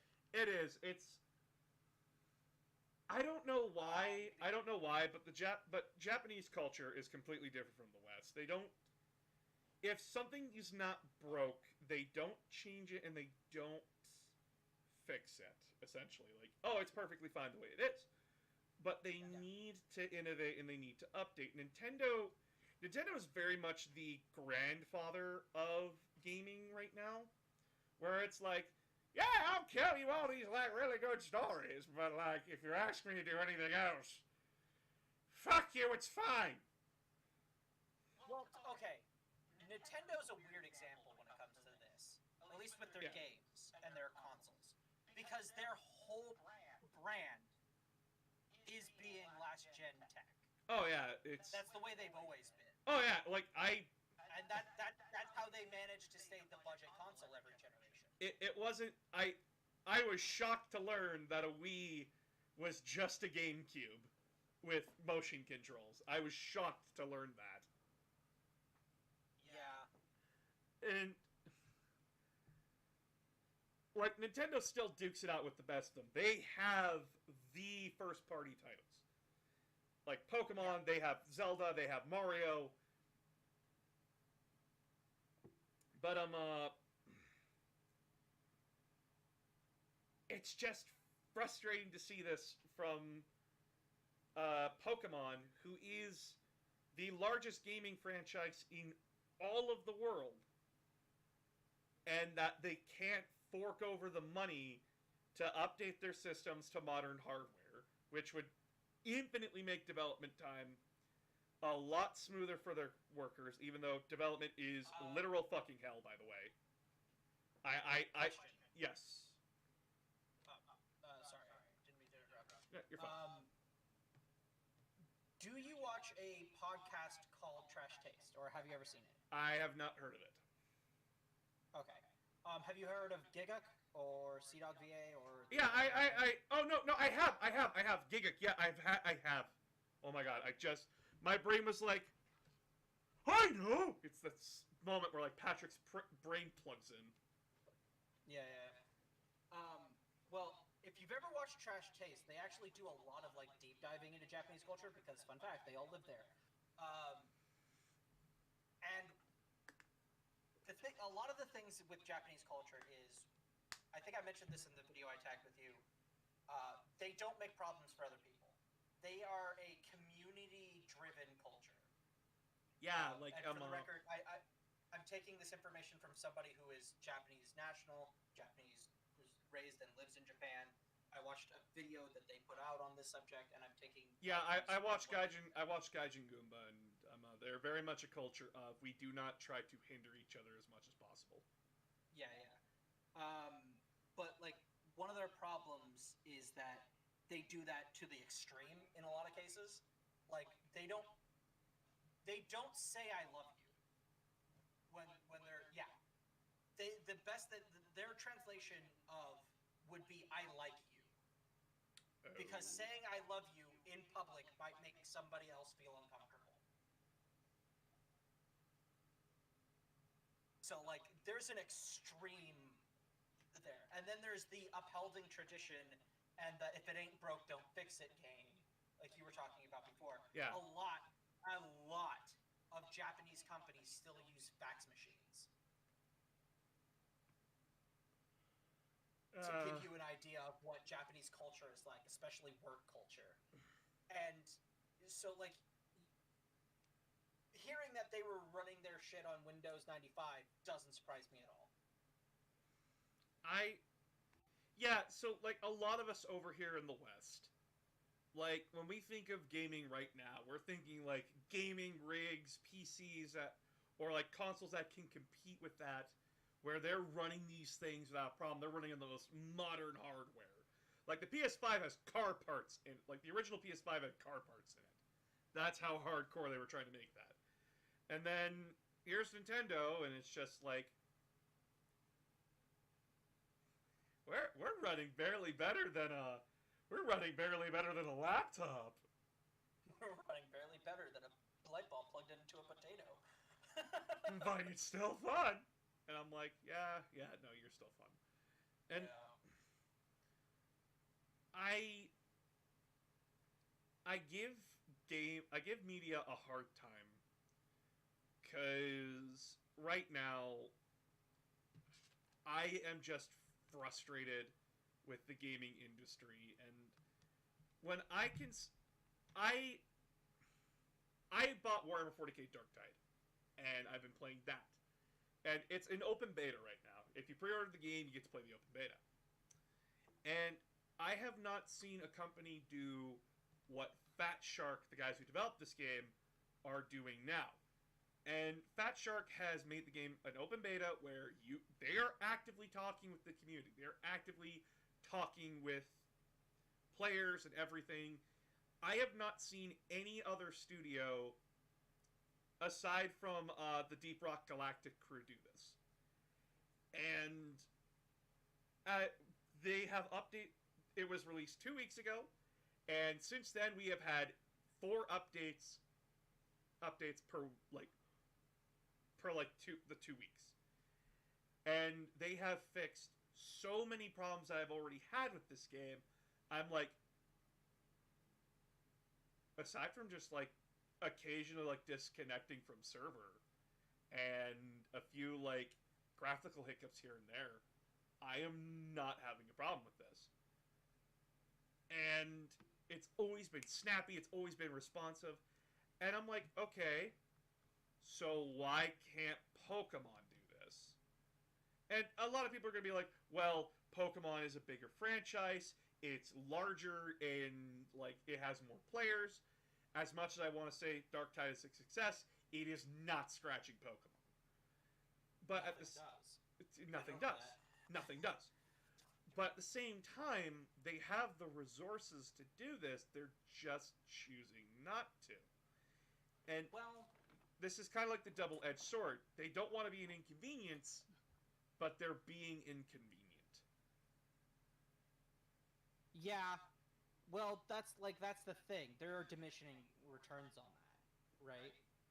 With cluing in your community, with taking audience feedback and everything. Yeah, they might have the resources to open up a hotline or something, or a newsletter or whatever. But then what's going to happen. It's the same thing that happens whenever something gets too big on the internet and opens itself up for public review. Somebody's going to say, we want a penis Pokemon. Enough people are going to upvote it because it's funny, they're going to make a penis Pokemon. I want Onix as anal bits. Yeah, they're going to, do that because it's,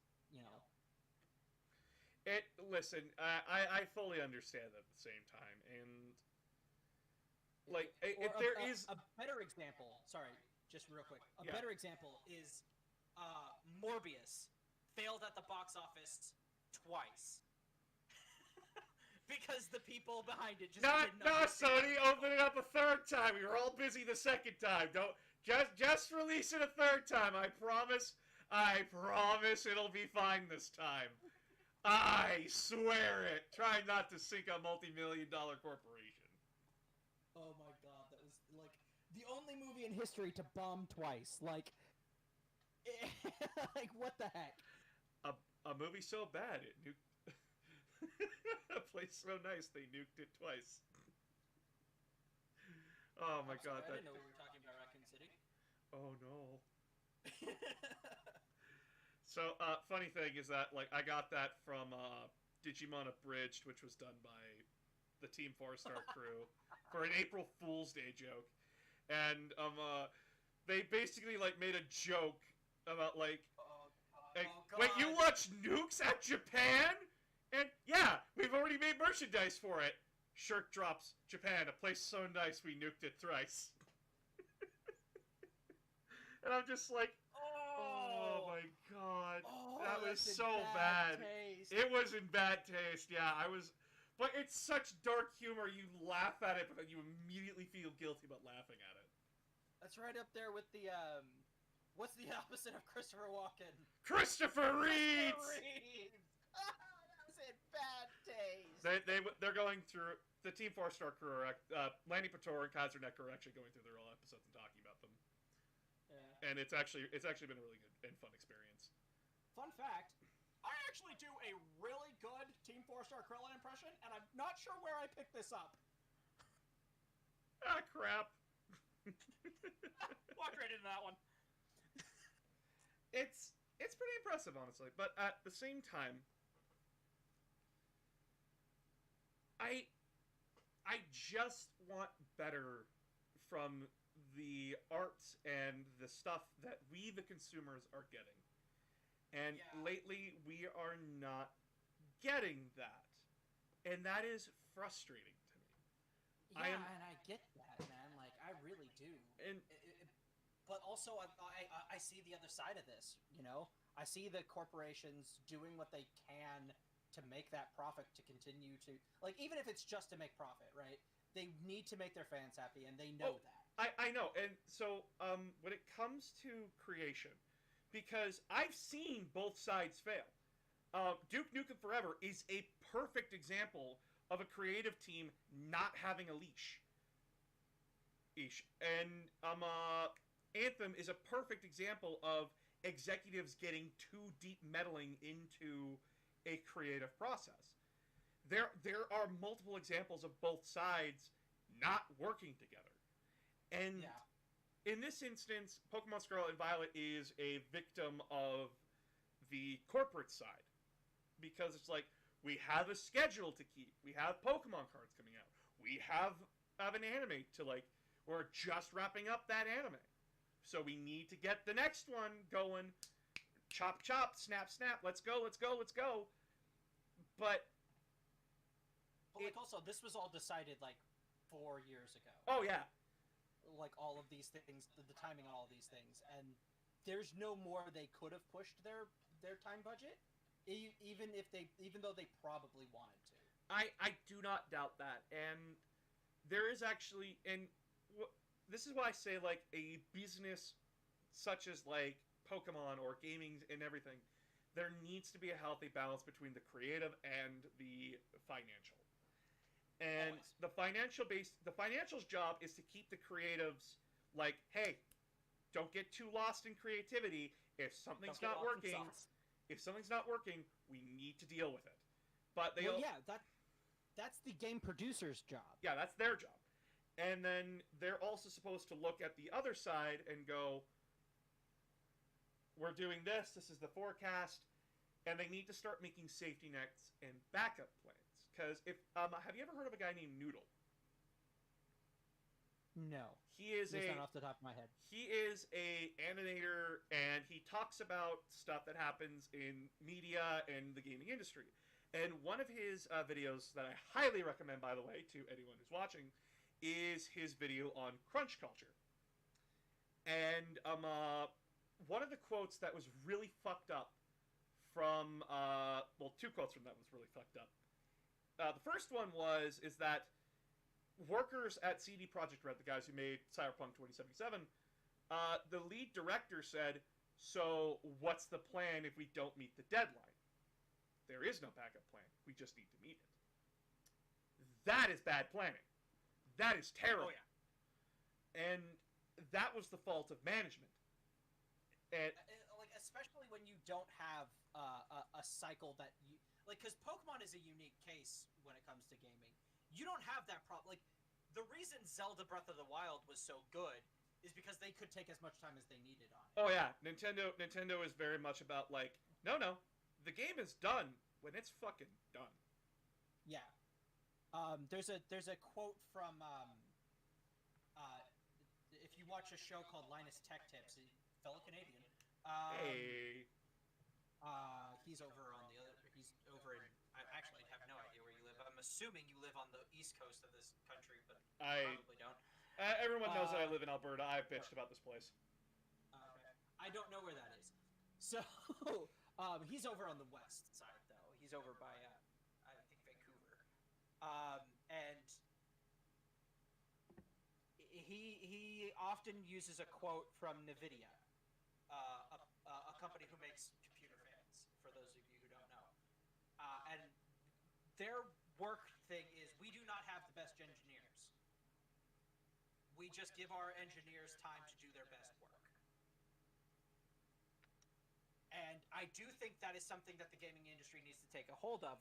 However, Pokemon is one of those, again, the unique case that it's a multimedia franchise.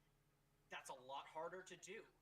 A lot of multimedia franchises, they fail because they can't tie in the toy sales with the TCG, with the anime, with the... Like, does anybody remember Bakugan? Does anybody remember Yokai Watch? Does anybody remember? My heart sank into my stomach when you said Bakugan. Ah! I honestly have no idea what Bakugan was about, and I probably never will. I could probably tell you, but it would probably just make you cringe. But I mean, like, I never got into Bakugan. I probably would have when I was a kid and getting into stuff like Yu-Gi-Oh and things like that. And so another thing is that at least here in the West, I don't know how it's done in Japan, and that so the composer for like the original Halo trilogy, really cool guy. He is working at a different company now, and he made the analogy of the golden goose. Basically, the idea is that no one wants to kill the golden goose, but they don't seem to have a problem kicking it in the stomach. I think I've heard this before, yeah. Yeah, and an executive from Activision was having dinner with him one night. And the executive asked him about, like, oh, I've heard this golden goose thing, do you mind explaining it to me? And he goes and explains it to him, and he's like, yeah, so here's the thing, sometimes you're really just like a flame-broiled bra. If you want to know what that is, that's goose stomach. That's cooked goose stomach. Foie gras, I think. Yeah, foie gras. Foie gras. Thank you. That is cooked goose stomach, and that is not something you want to hear from the executive side. Yeah, it's liver, actually. Oh, it's liver. Yeah, it's a foie gras is a goose liver, and it's banned in several countries. Yeah, so like that's the kind of work environment you don't want to have leading you. Here's the thing, though. This is multiple hyperfocuses coming in together now. It's an even more poignant analogy than you might even expect. Because do you know how you get foie gras? No. You can't just cut open any old goose and take out its liver. It won't be fatty enough. Oh, God. So, to get foie gras, you have to force feed a goose non-stop. Oh, no. Yeah, in some of the most inhumane ways possible. They put a tube down its throat, they give it the worst diet, and it just creates a big fatty liver that they then kill the goose, blend up, and serve. It's horrible, and it has been banned in several countries, including France, because of how inhumane it is. Yeah, so that's basically what we're dealing with a modern day. So the guy saying that we're not just going to kill the golden goose to get a foie gras, we're going to torture it first, and then we're going to kill it. That's what basically. What he said. Yeah, so basically, that's what crunch is to a lot of companies. It's just, we gotta torture our workers to get the best out of them. Even though multiple studies have proven that shit doesn't work. And we're also seeing crunch culture in the animation industry, because remember, if you're in Japan and you are working on animation, you are paid by the drawing. You are not paid a salary. You are not paid by the hour. You are paid by drawing. And not only that, you're not even paid a good rate for that drawing. Oh yeah, it's like I heard the lowest rate was 18 cents per drawing. Yeah, and that's not unheard of. And guys, drawings, by the way, guys, like if you've watched an art stream before, a drawing can take hours. Mm-hmm. And these people are expected to work their fingers to the bone to get animation out fast. And that is not good working conditions. No, not even like, and a lot of them don't even last 3 years. They get into it because they're passionate about art. They're genuinely passionate about this stuff, and they last about 3 years in the industry, and then they give up and go and do something else. Yeah, there was another thing about the gaming industry, and it's called gaming breakdown or something. I'm butchering the name, but basically the idea is that the stress gets so bad, you have a mental breakdown and just walk out of the office. Some come back. Some do not. Most don't. Most do not. Some of them don't come back for a very dark reason, and like that is even more fucked up. And I can only imagine, I can only imagine the stress that the Pokemon team has gone through. And by the way, this is why I do not lay blame at the developers unless it's specifically their fault. And this is a producer problem. This is a producer. Whoever the producer or team of producers were at Game Freak, they are not doing their job right. Because what a producer does, fun fact, this is kind of what I do for YouTubers and content creators, is a good game producer will talk to multiple people on the dev team. They are involved everywhere. They're a jack of all trade, master of none. They know enough to speak everybody's language and help them solve problems when bits of the code get intertwined with everybody else's. They talk to artists. They talk to coders. They talk to, 3D riggers. They talk to everybody. Their job is not to make the best product. Their job is to ship the product. Yeah. And a good producer will do so in a way that everybody is getting their job done well. A bad producer ships it on time no matter what and will crunch the team to do so. Yeah, and it is slowly getting better now. At least over here in the West, gaming developers are unionizing slowly, which is a good thing. And they have people like Marty O'Donnell, the guy who made the Golden Goose analogy. He and a few other like producers and directors and all that kind of stuff are actively going to their employees and saying, no, you cannot volunteer to crunch anymore. You gotta go home. But no, you won't get penalized for this. Nothing bad will happen.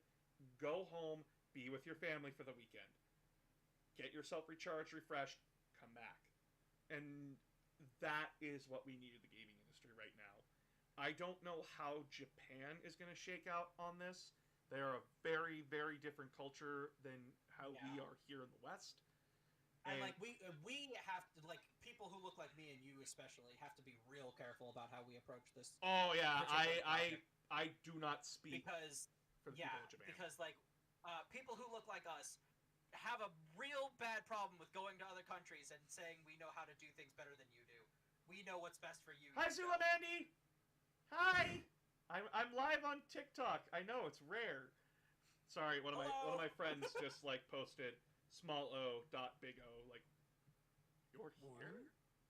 But yeah, it's my fault. You can blame me. It's No, it's fun. It's very interesting. I got 516 likes on this live. That's the most I've gotten in a long time. Mostly because I don't do lives. Wow, I've actually got more than that somehow. Hey. Remember, I don't go live on here very often. I mostly am live on. Yeah. I'm mostly live on Twitch. Please go support me on Twitch. I don't get paid here. I'm starving. Please, God. And if you're coming to this from my following, first of all, okay. But if you're not subscribed to him, second of all, but like, go do that. Go follow him on TikTok. Go follow him on Twitch. I'm over there right now too on his thing over Discord because it's fun and we're having this whole debate. We're having a good time. Yeah. I made a new friend. Yay. I said that to my wife the other day when she got home. She's like, I made a new friend at work. And I'm like, yeah, me too. Out of the most weirdest thing. My job, so. Out of the most weirdest thing. I was like, usually when I get stitched, so this is personal experience. Yeah. Usually when I get stitched, it's mostly people like trying to be like, well, actually. Yeah, it's the actuallys, and I'm like, I want to fucking smack you, because a lot of the actuallys are just like, wow, oh my god, like you have no idea what you're talking about. Your actually. Like whiny little bitches talking about fucking they got their feelings hurt. Yeah, your actually. You didn't actually actually me. You were like, okay, I agree with a lot of your talking points. I just want to add here, to add a little bit more flavor to the conversation. Like you added in a different perspective that I had not considered, and that is what I. Well, that was my goal. Yeah. Also, Zulamandy, do you mind saying your name there, my guy? For Zulamandy? Oh, me? Yeah, you. Hi, I am the Rat Pack 3-Piece. You can follow me anywhere at Rat Pack 3-Piece. That is Rat Pack 3-Piece with the number 3, not the word. Screenshot that and use it for a meme. I want to see that on Reddit. I've had people make memes of me. It's great. Oh god, that must be so good. I've had like when the Zinchian priest comes up to your door. See, I could never fuck with 40k, man. I tried once. I played Tau. It was fun, but only because there was like this one. I think it was an orc. If there might be a guy in your live on Twitch who can verify this because he was there. I had a railgun or something, some big fuck off cannon. Yep. And I hit this one unit, or not this one unit, this one troop, like 3 times with it, and there was just this one unit that just was going all the way. So and I think it was Battle Maidens or something like that. I don't remember. Systems of Battle. Yeah. So I've been in 40k since I was 10. I'm sorry for your trauma. Oh, I am I well. know how Games Workshop must have hurt you. You have no idea. They continue to hurt me. And you know what's worse? I can imagine. You know what's worse? There's a new book coming out. And a brand new model. And they both look so pretty. And I want them both. I have already sold my soul! And we can get it back! You had to get the name. You had to get the name of the demon when they signed the contract. We can just sell that to a Fey being. We can get your soul back. You're not lost yet. Basically, TikTok, if you want to know how much money I've sunk into Warhammer, please don't ask me. It's an uncomfortable question I don't like answering. Yeah. It's the fact that you know the answer is what's really troubling. Yeah, that number has not gone down.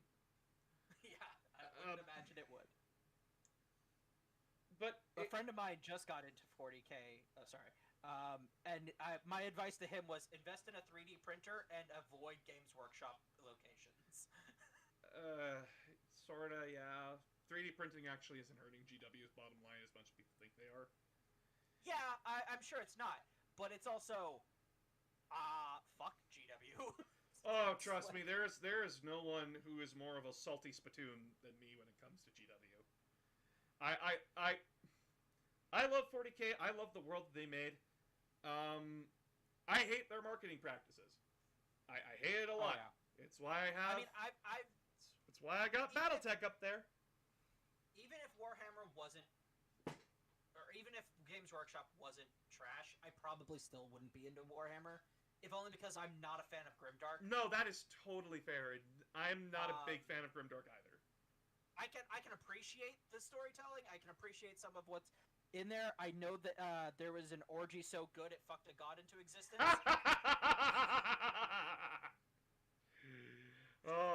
That's hilarious. And you will never convince me that orcs are not the funniest goddamn thing ever. But I know more about 40K than I should via osmosis, because that dude I was telling you about, who might still be in your life, I don't know. I have no idea if he is or not. I have no idea. I wouldn't know what his name is. Probably something along the lines of "You Limited Archer." Oh, I think he was in here earlier. Yeah. Hold on. Yeah, there he is. Hi, buddy. Yeah, that's my brother. Aw. Well, not by blood, but close enough. It's family, Mary, brother-in-law. Well, not even. We became friends, like, we were 12 when we first became friends, and we grew up together. We've just been close enough that It's he's best spent friends, enough time at my house. basically brothers. Yeah. I see him as a brother. His wife is my sister-in-law. Like, yeah. Yeah, and so But, this is just where the industry is right now with a lot of different things, and we are making headway in a lot of different ways, and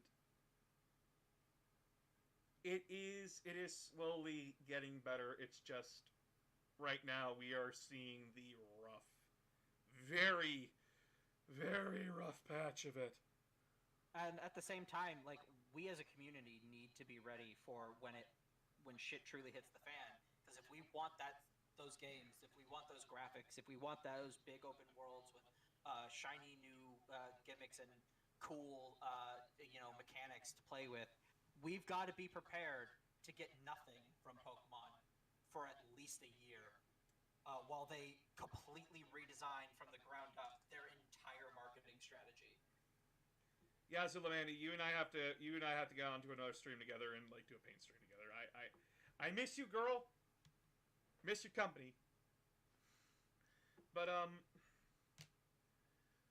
yeah, and so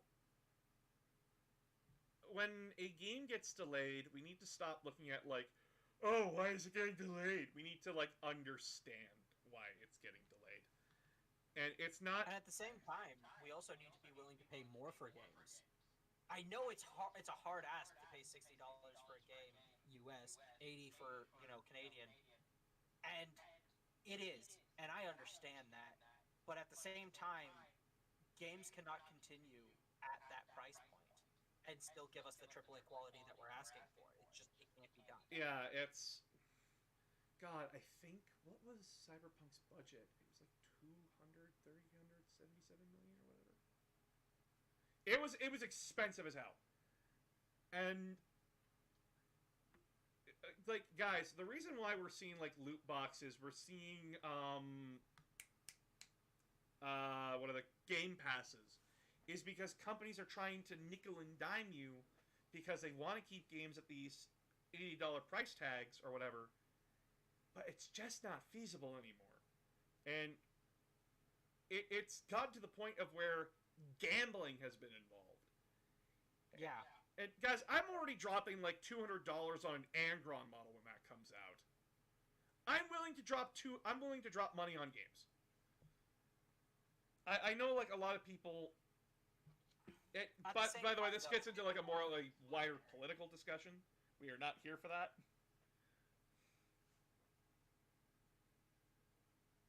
It's.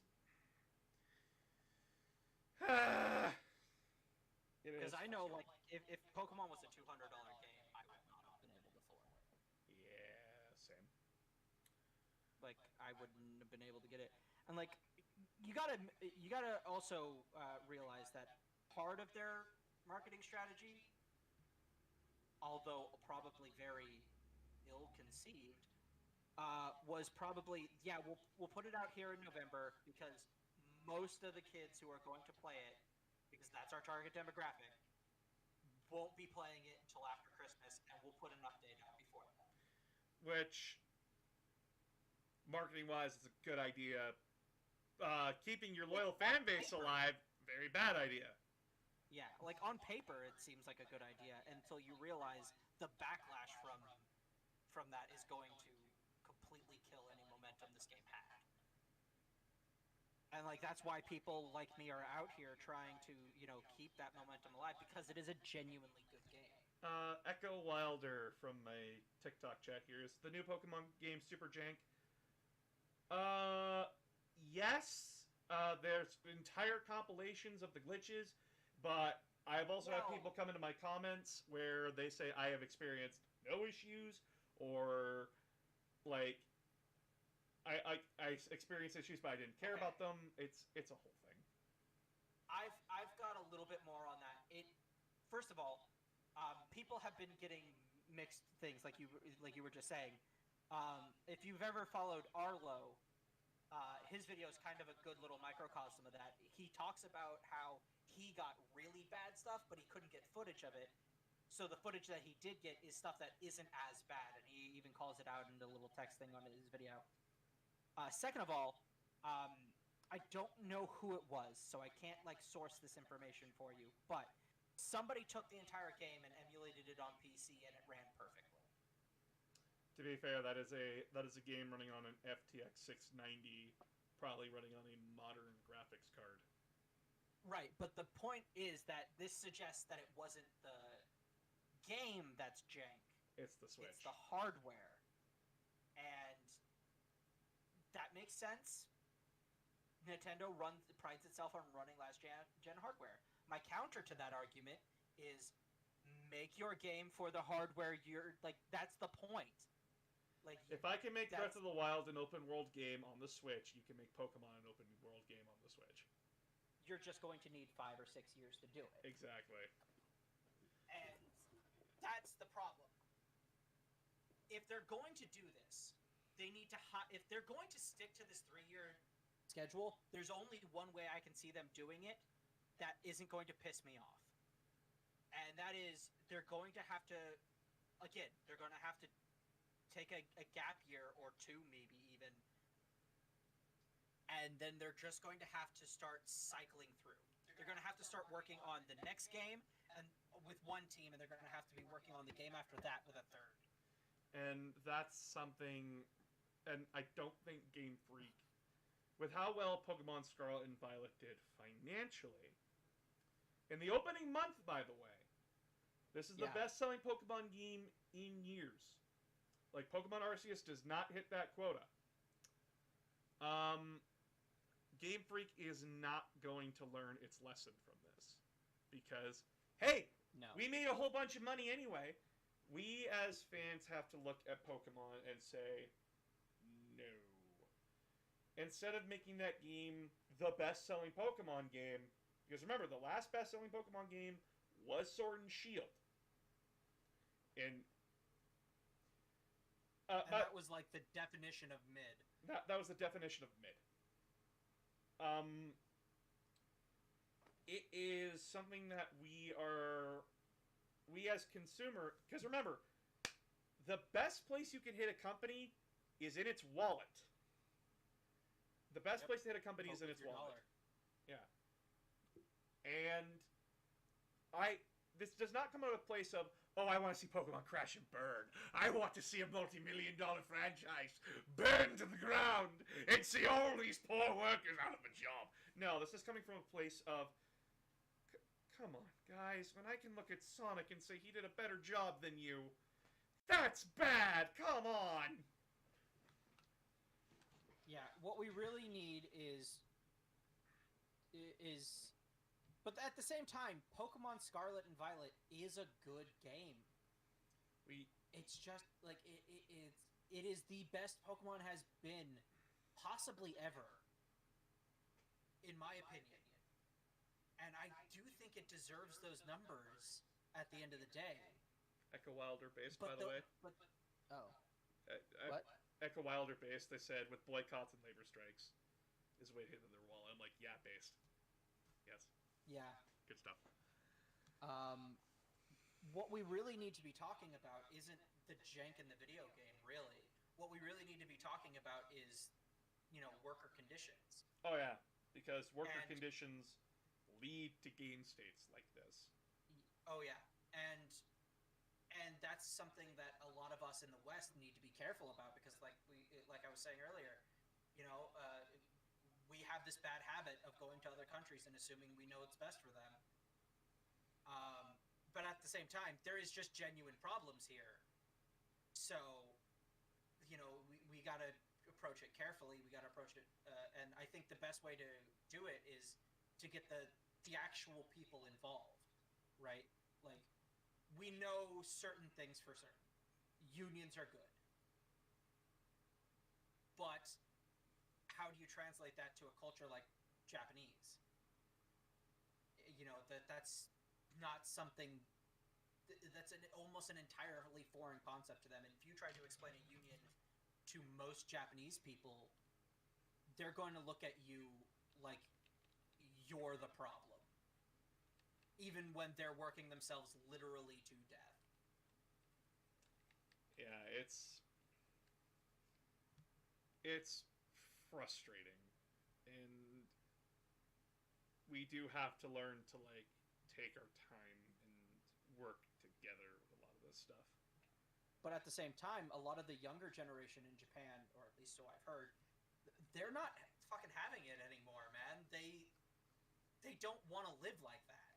I mean, like, when you've seen the horror stories that have come out of Japan, in that Japan is such... Like, we think we have it bad over here in the West, with, like, our working conditions and everything. Holy fuck! When we can still have relationships over here. We can still talk to people over here. In Japan, they did a study, and basically they're like, oh, what's your social life like? I don't have one.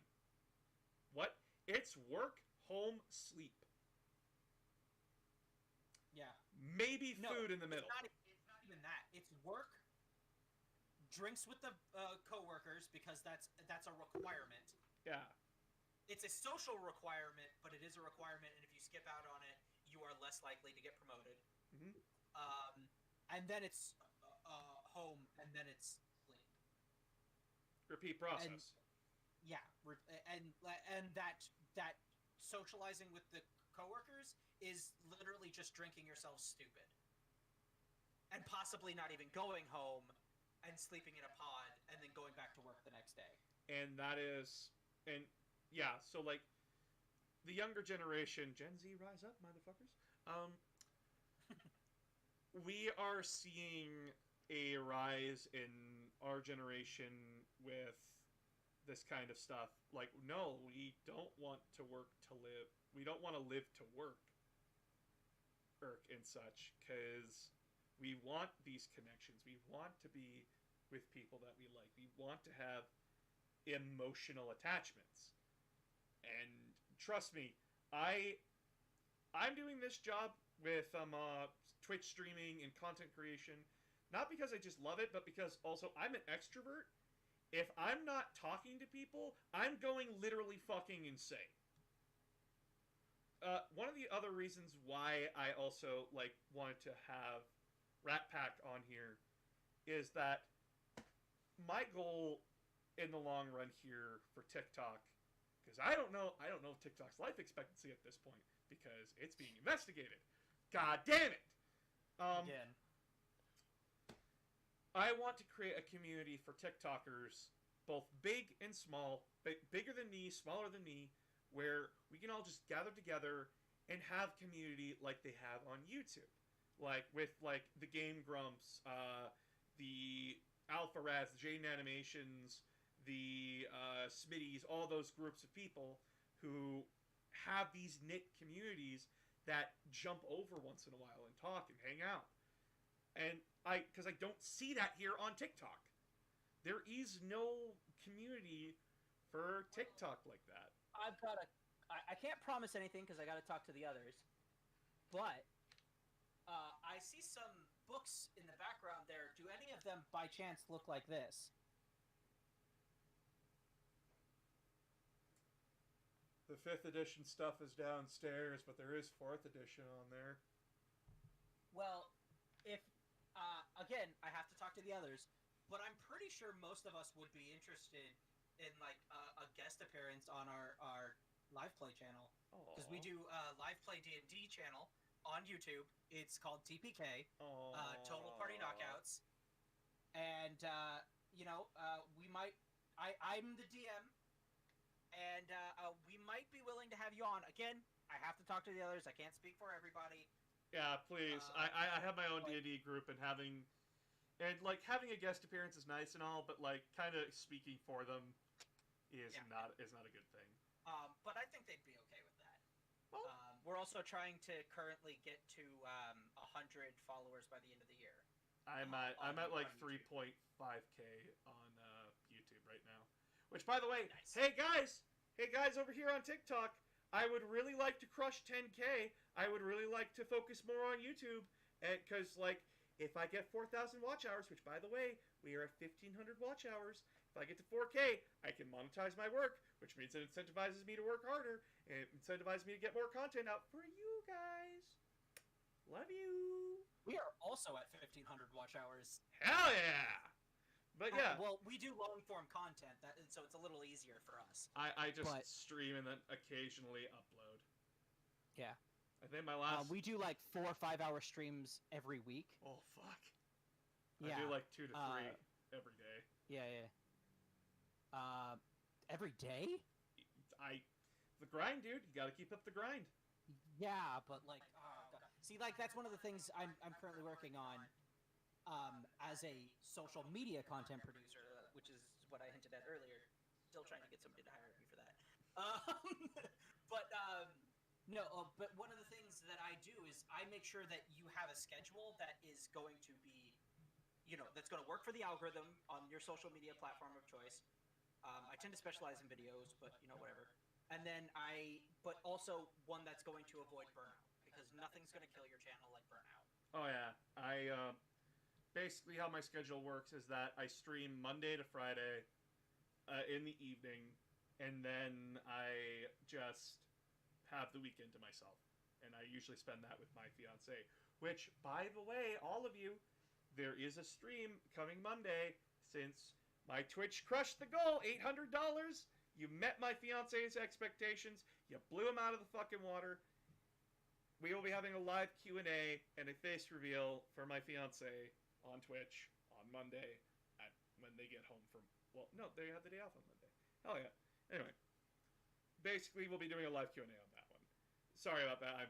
I'm promoting myself on our talk about Pokemon. I just promoted like 3 different things. You're good. That's fair.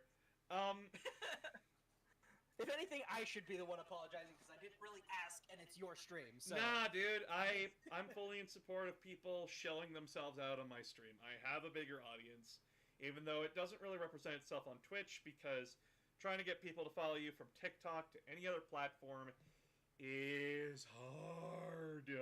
I mean, it's hard going from one platform to any other platform, but it's extra hard with Twitch because they're just... Or not Twitch. TikTok. Well, Twitch too, but TikTok, because they're making it so unintuitive. It's counterproductive. It's so I don't know if they're actively. I know a lot of people are saying it, but I have my doubts if they're actively like suppressing things that link to other social media sites, because I don't see the... Well, I actually experimented with this. I actually did an experiment. And if I do not mention any other platform at all, my views are completely fine. If I mention going live, if I mention you know where to go, if I mention any of my other social medias, my video immediately gets hit. It takes longer to upload, it takes longer to get to the people, and a lot of people aren't seeing it. In fact, even when you go into your For You page, you aren't seeing it. It's buried. And that is a part of a machine algorithm that takes on words that TikTok does not want people to be hearing, because remember, the advertisers are here. You want your audience on TikTok, not anywhere else. Fuck the content creator, we want them here. Which, it's a business, I understand. But it's a business that needs to start working better, because people are leaving it in droves because they changed how the payout works. And it's no longer like, oh, you get paid a certain amount of money for what you do. It's, you get paid a certain amount of money from this pile that everyone else is Well, that's the way it's paid. always been on TikTok. Yeah, and that's TikTok not... has never been another way. It's not a good strategy. Yeah, sure, Twitch may be like, oh yeah, if you're a partner, we take 50-50 now. But that's 50-50 on subs, not bits. Bits are entirely yours. Subs are 50-50 between Twitch and you. Where meanwhile, everything you make on a TikTok live over here, you get like, they take like 50% of that on all of what TikTok's version of bits. Speaking of bits, if you're moving to YouTube, start doing it now. Yeah, I already... Yeah, start streaming there now. If you can, stream at least once a week on YouTube, and start doing shorts on YouTube. You're gonna want to start doing... Yeah, you're gonna want to start doing that, because at the end of the year, TikTok is rolling out... Or not TikTok, God damn it. YouTube is rolling out new features that are basically just, hey, we're taking everything Twitch has. Yeah. So they're doing stuff like their own version of bits, they're doing their own sub thing, they're doing their own... all the stuff that like makes Twitch what it is, they're doing all of that. And when they do, it's gonna have a massive impact on Twitch. I hope it kills it. That's just me. Please don't kill my workspace right now until I can figure out other stuff to keep my feet safely on dry land. If you start now on YouTube, it'll probably go well for you. YouTube's pushing things like shorts and shorts, premieres. If you abuse the crap out of those things, you'll probably outpace your TikTok following or your Twitch following significantly. I'm slowly moving over to the YouTube side. It's just taking some time, and the fact that your shorts right now do not count towards watch time. Yeah, that's a big problem. But they do count towards impressions, and they do count towards views. Yeah, they do. Which are not as good as watch time, sure, but the more you're viewed, the more you get out there. Yeah, the more you get out there, so when you do post a long form video, it's more likely to hit a trending page or their version of the For You. Yeah. All right. So I'm hungry. I have not had dinner yet. This has been a really, really fun conversation. I appreciate you coming on, Rat Pack. Yeah, I've had a lot of fun. I'm glad you invited me. I'm glad we invited each other. Yeah, so funny thing, we had basically the same idea before we both had the same idea when we were talking in like comments. And I'm like, do you just want to like come on and like talk? And he's like, I was already thinking the same thing. I'm like, yeah, I had just sent you the exact same comment, replying to one of yours. It was like, hey, why don't we do this on a tag live or something? Yeah. Just have fun, friendly debate. And then I got that comment. I'm like, and then again, it happened like twice more when we were just setting things up and everything. But yeah, no, this has been fun. Please go get yourself something to eat. Take care of yourself. Drink water. I hope we can do this again. Oh yeah, hopefully. This was a lot of fun. I will keep in touch. Hopefully, my ADHD will let me do that.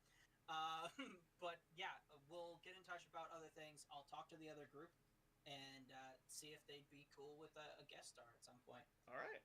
Well, you you have a wonderful night, my lad, and we will talk another time.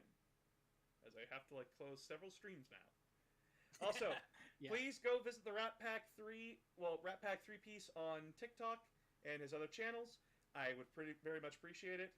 And yes, the Dark Tide Bolter does hit different. I appreciate you very much. And if you are on Rat Pack's side, please come visit me at Announcer of Games, both on Twitch, on YouTube. I am a very welcome space on all my spaces. I also welcome conversations and everything. So yeah, please come give me a like if you want. Please go give Rat Pack a like. And all of you, have a fantastic night. Love you all. Stay safe, friends. Good night, everybody!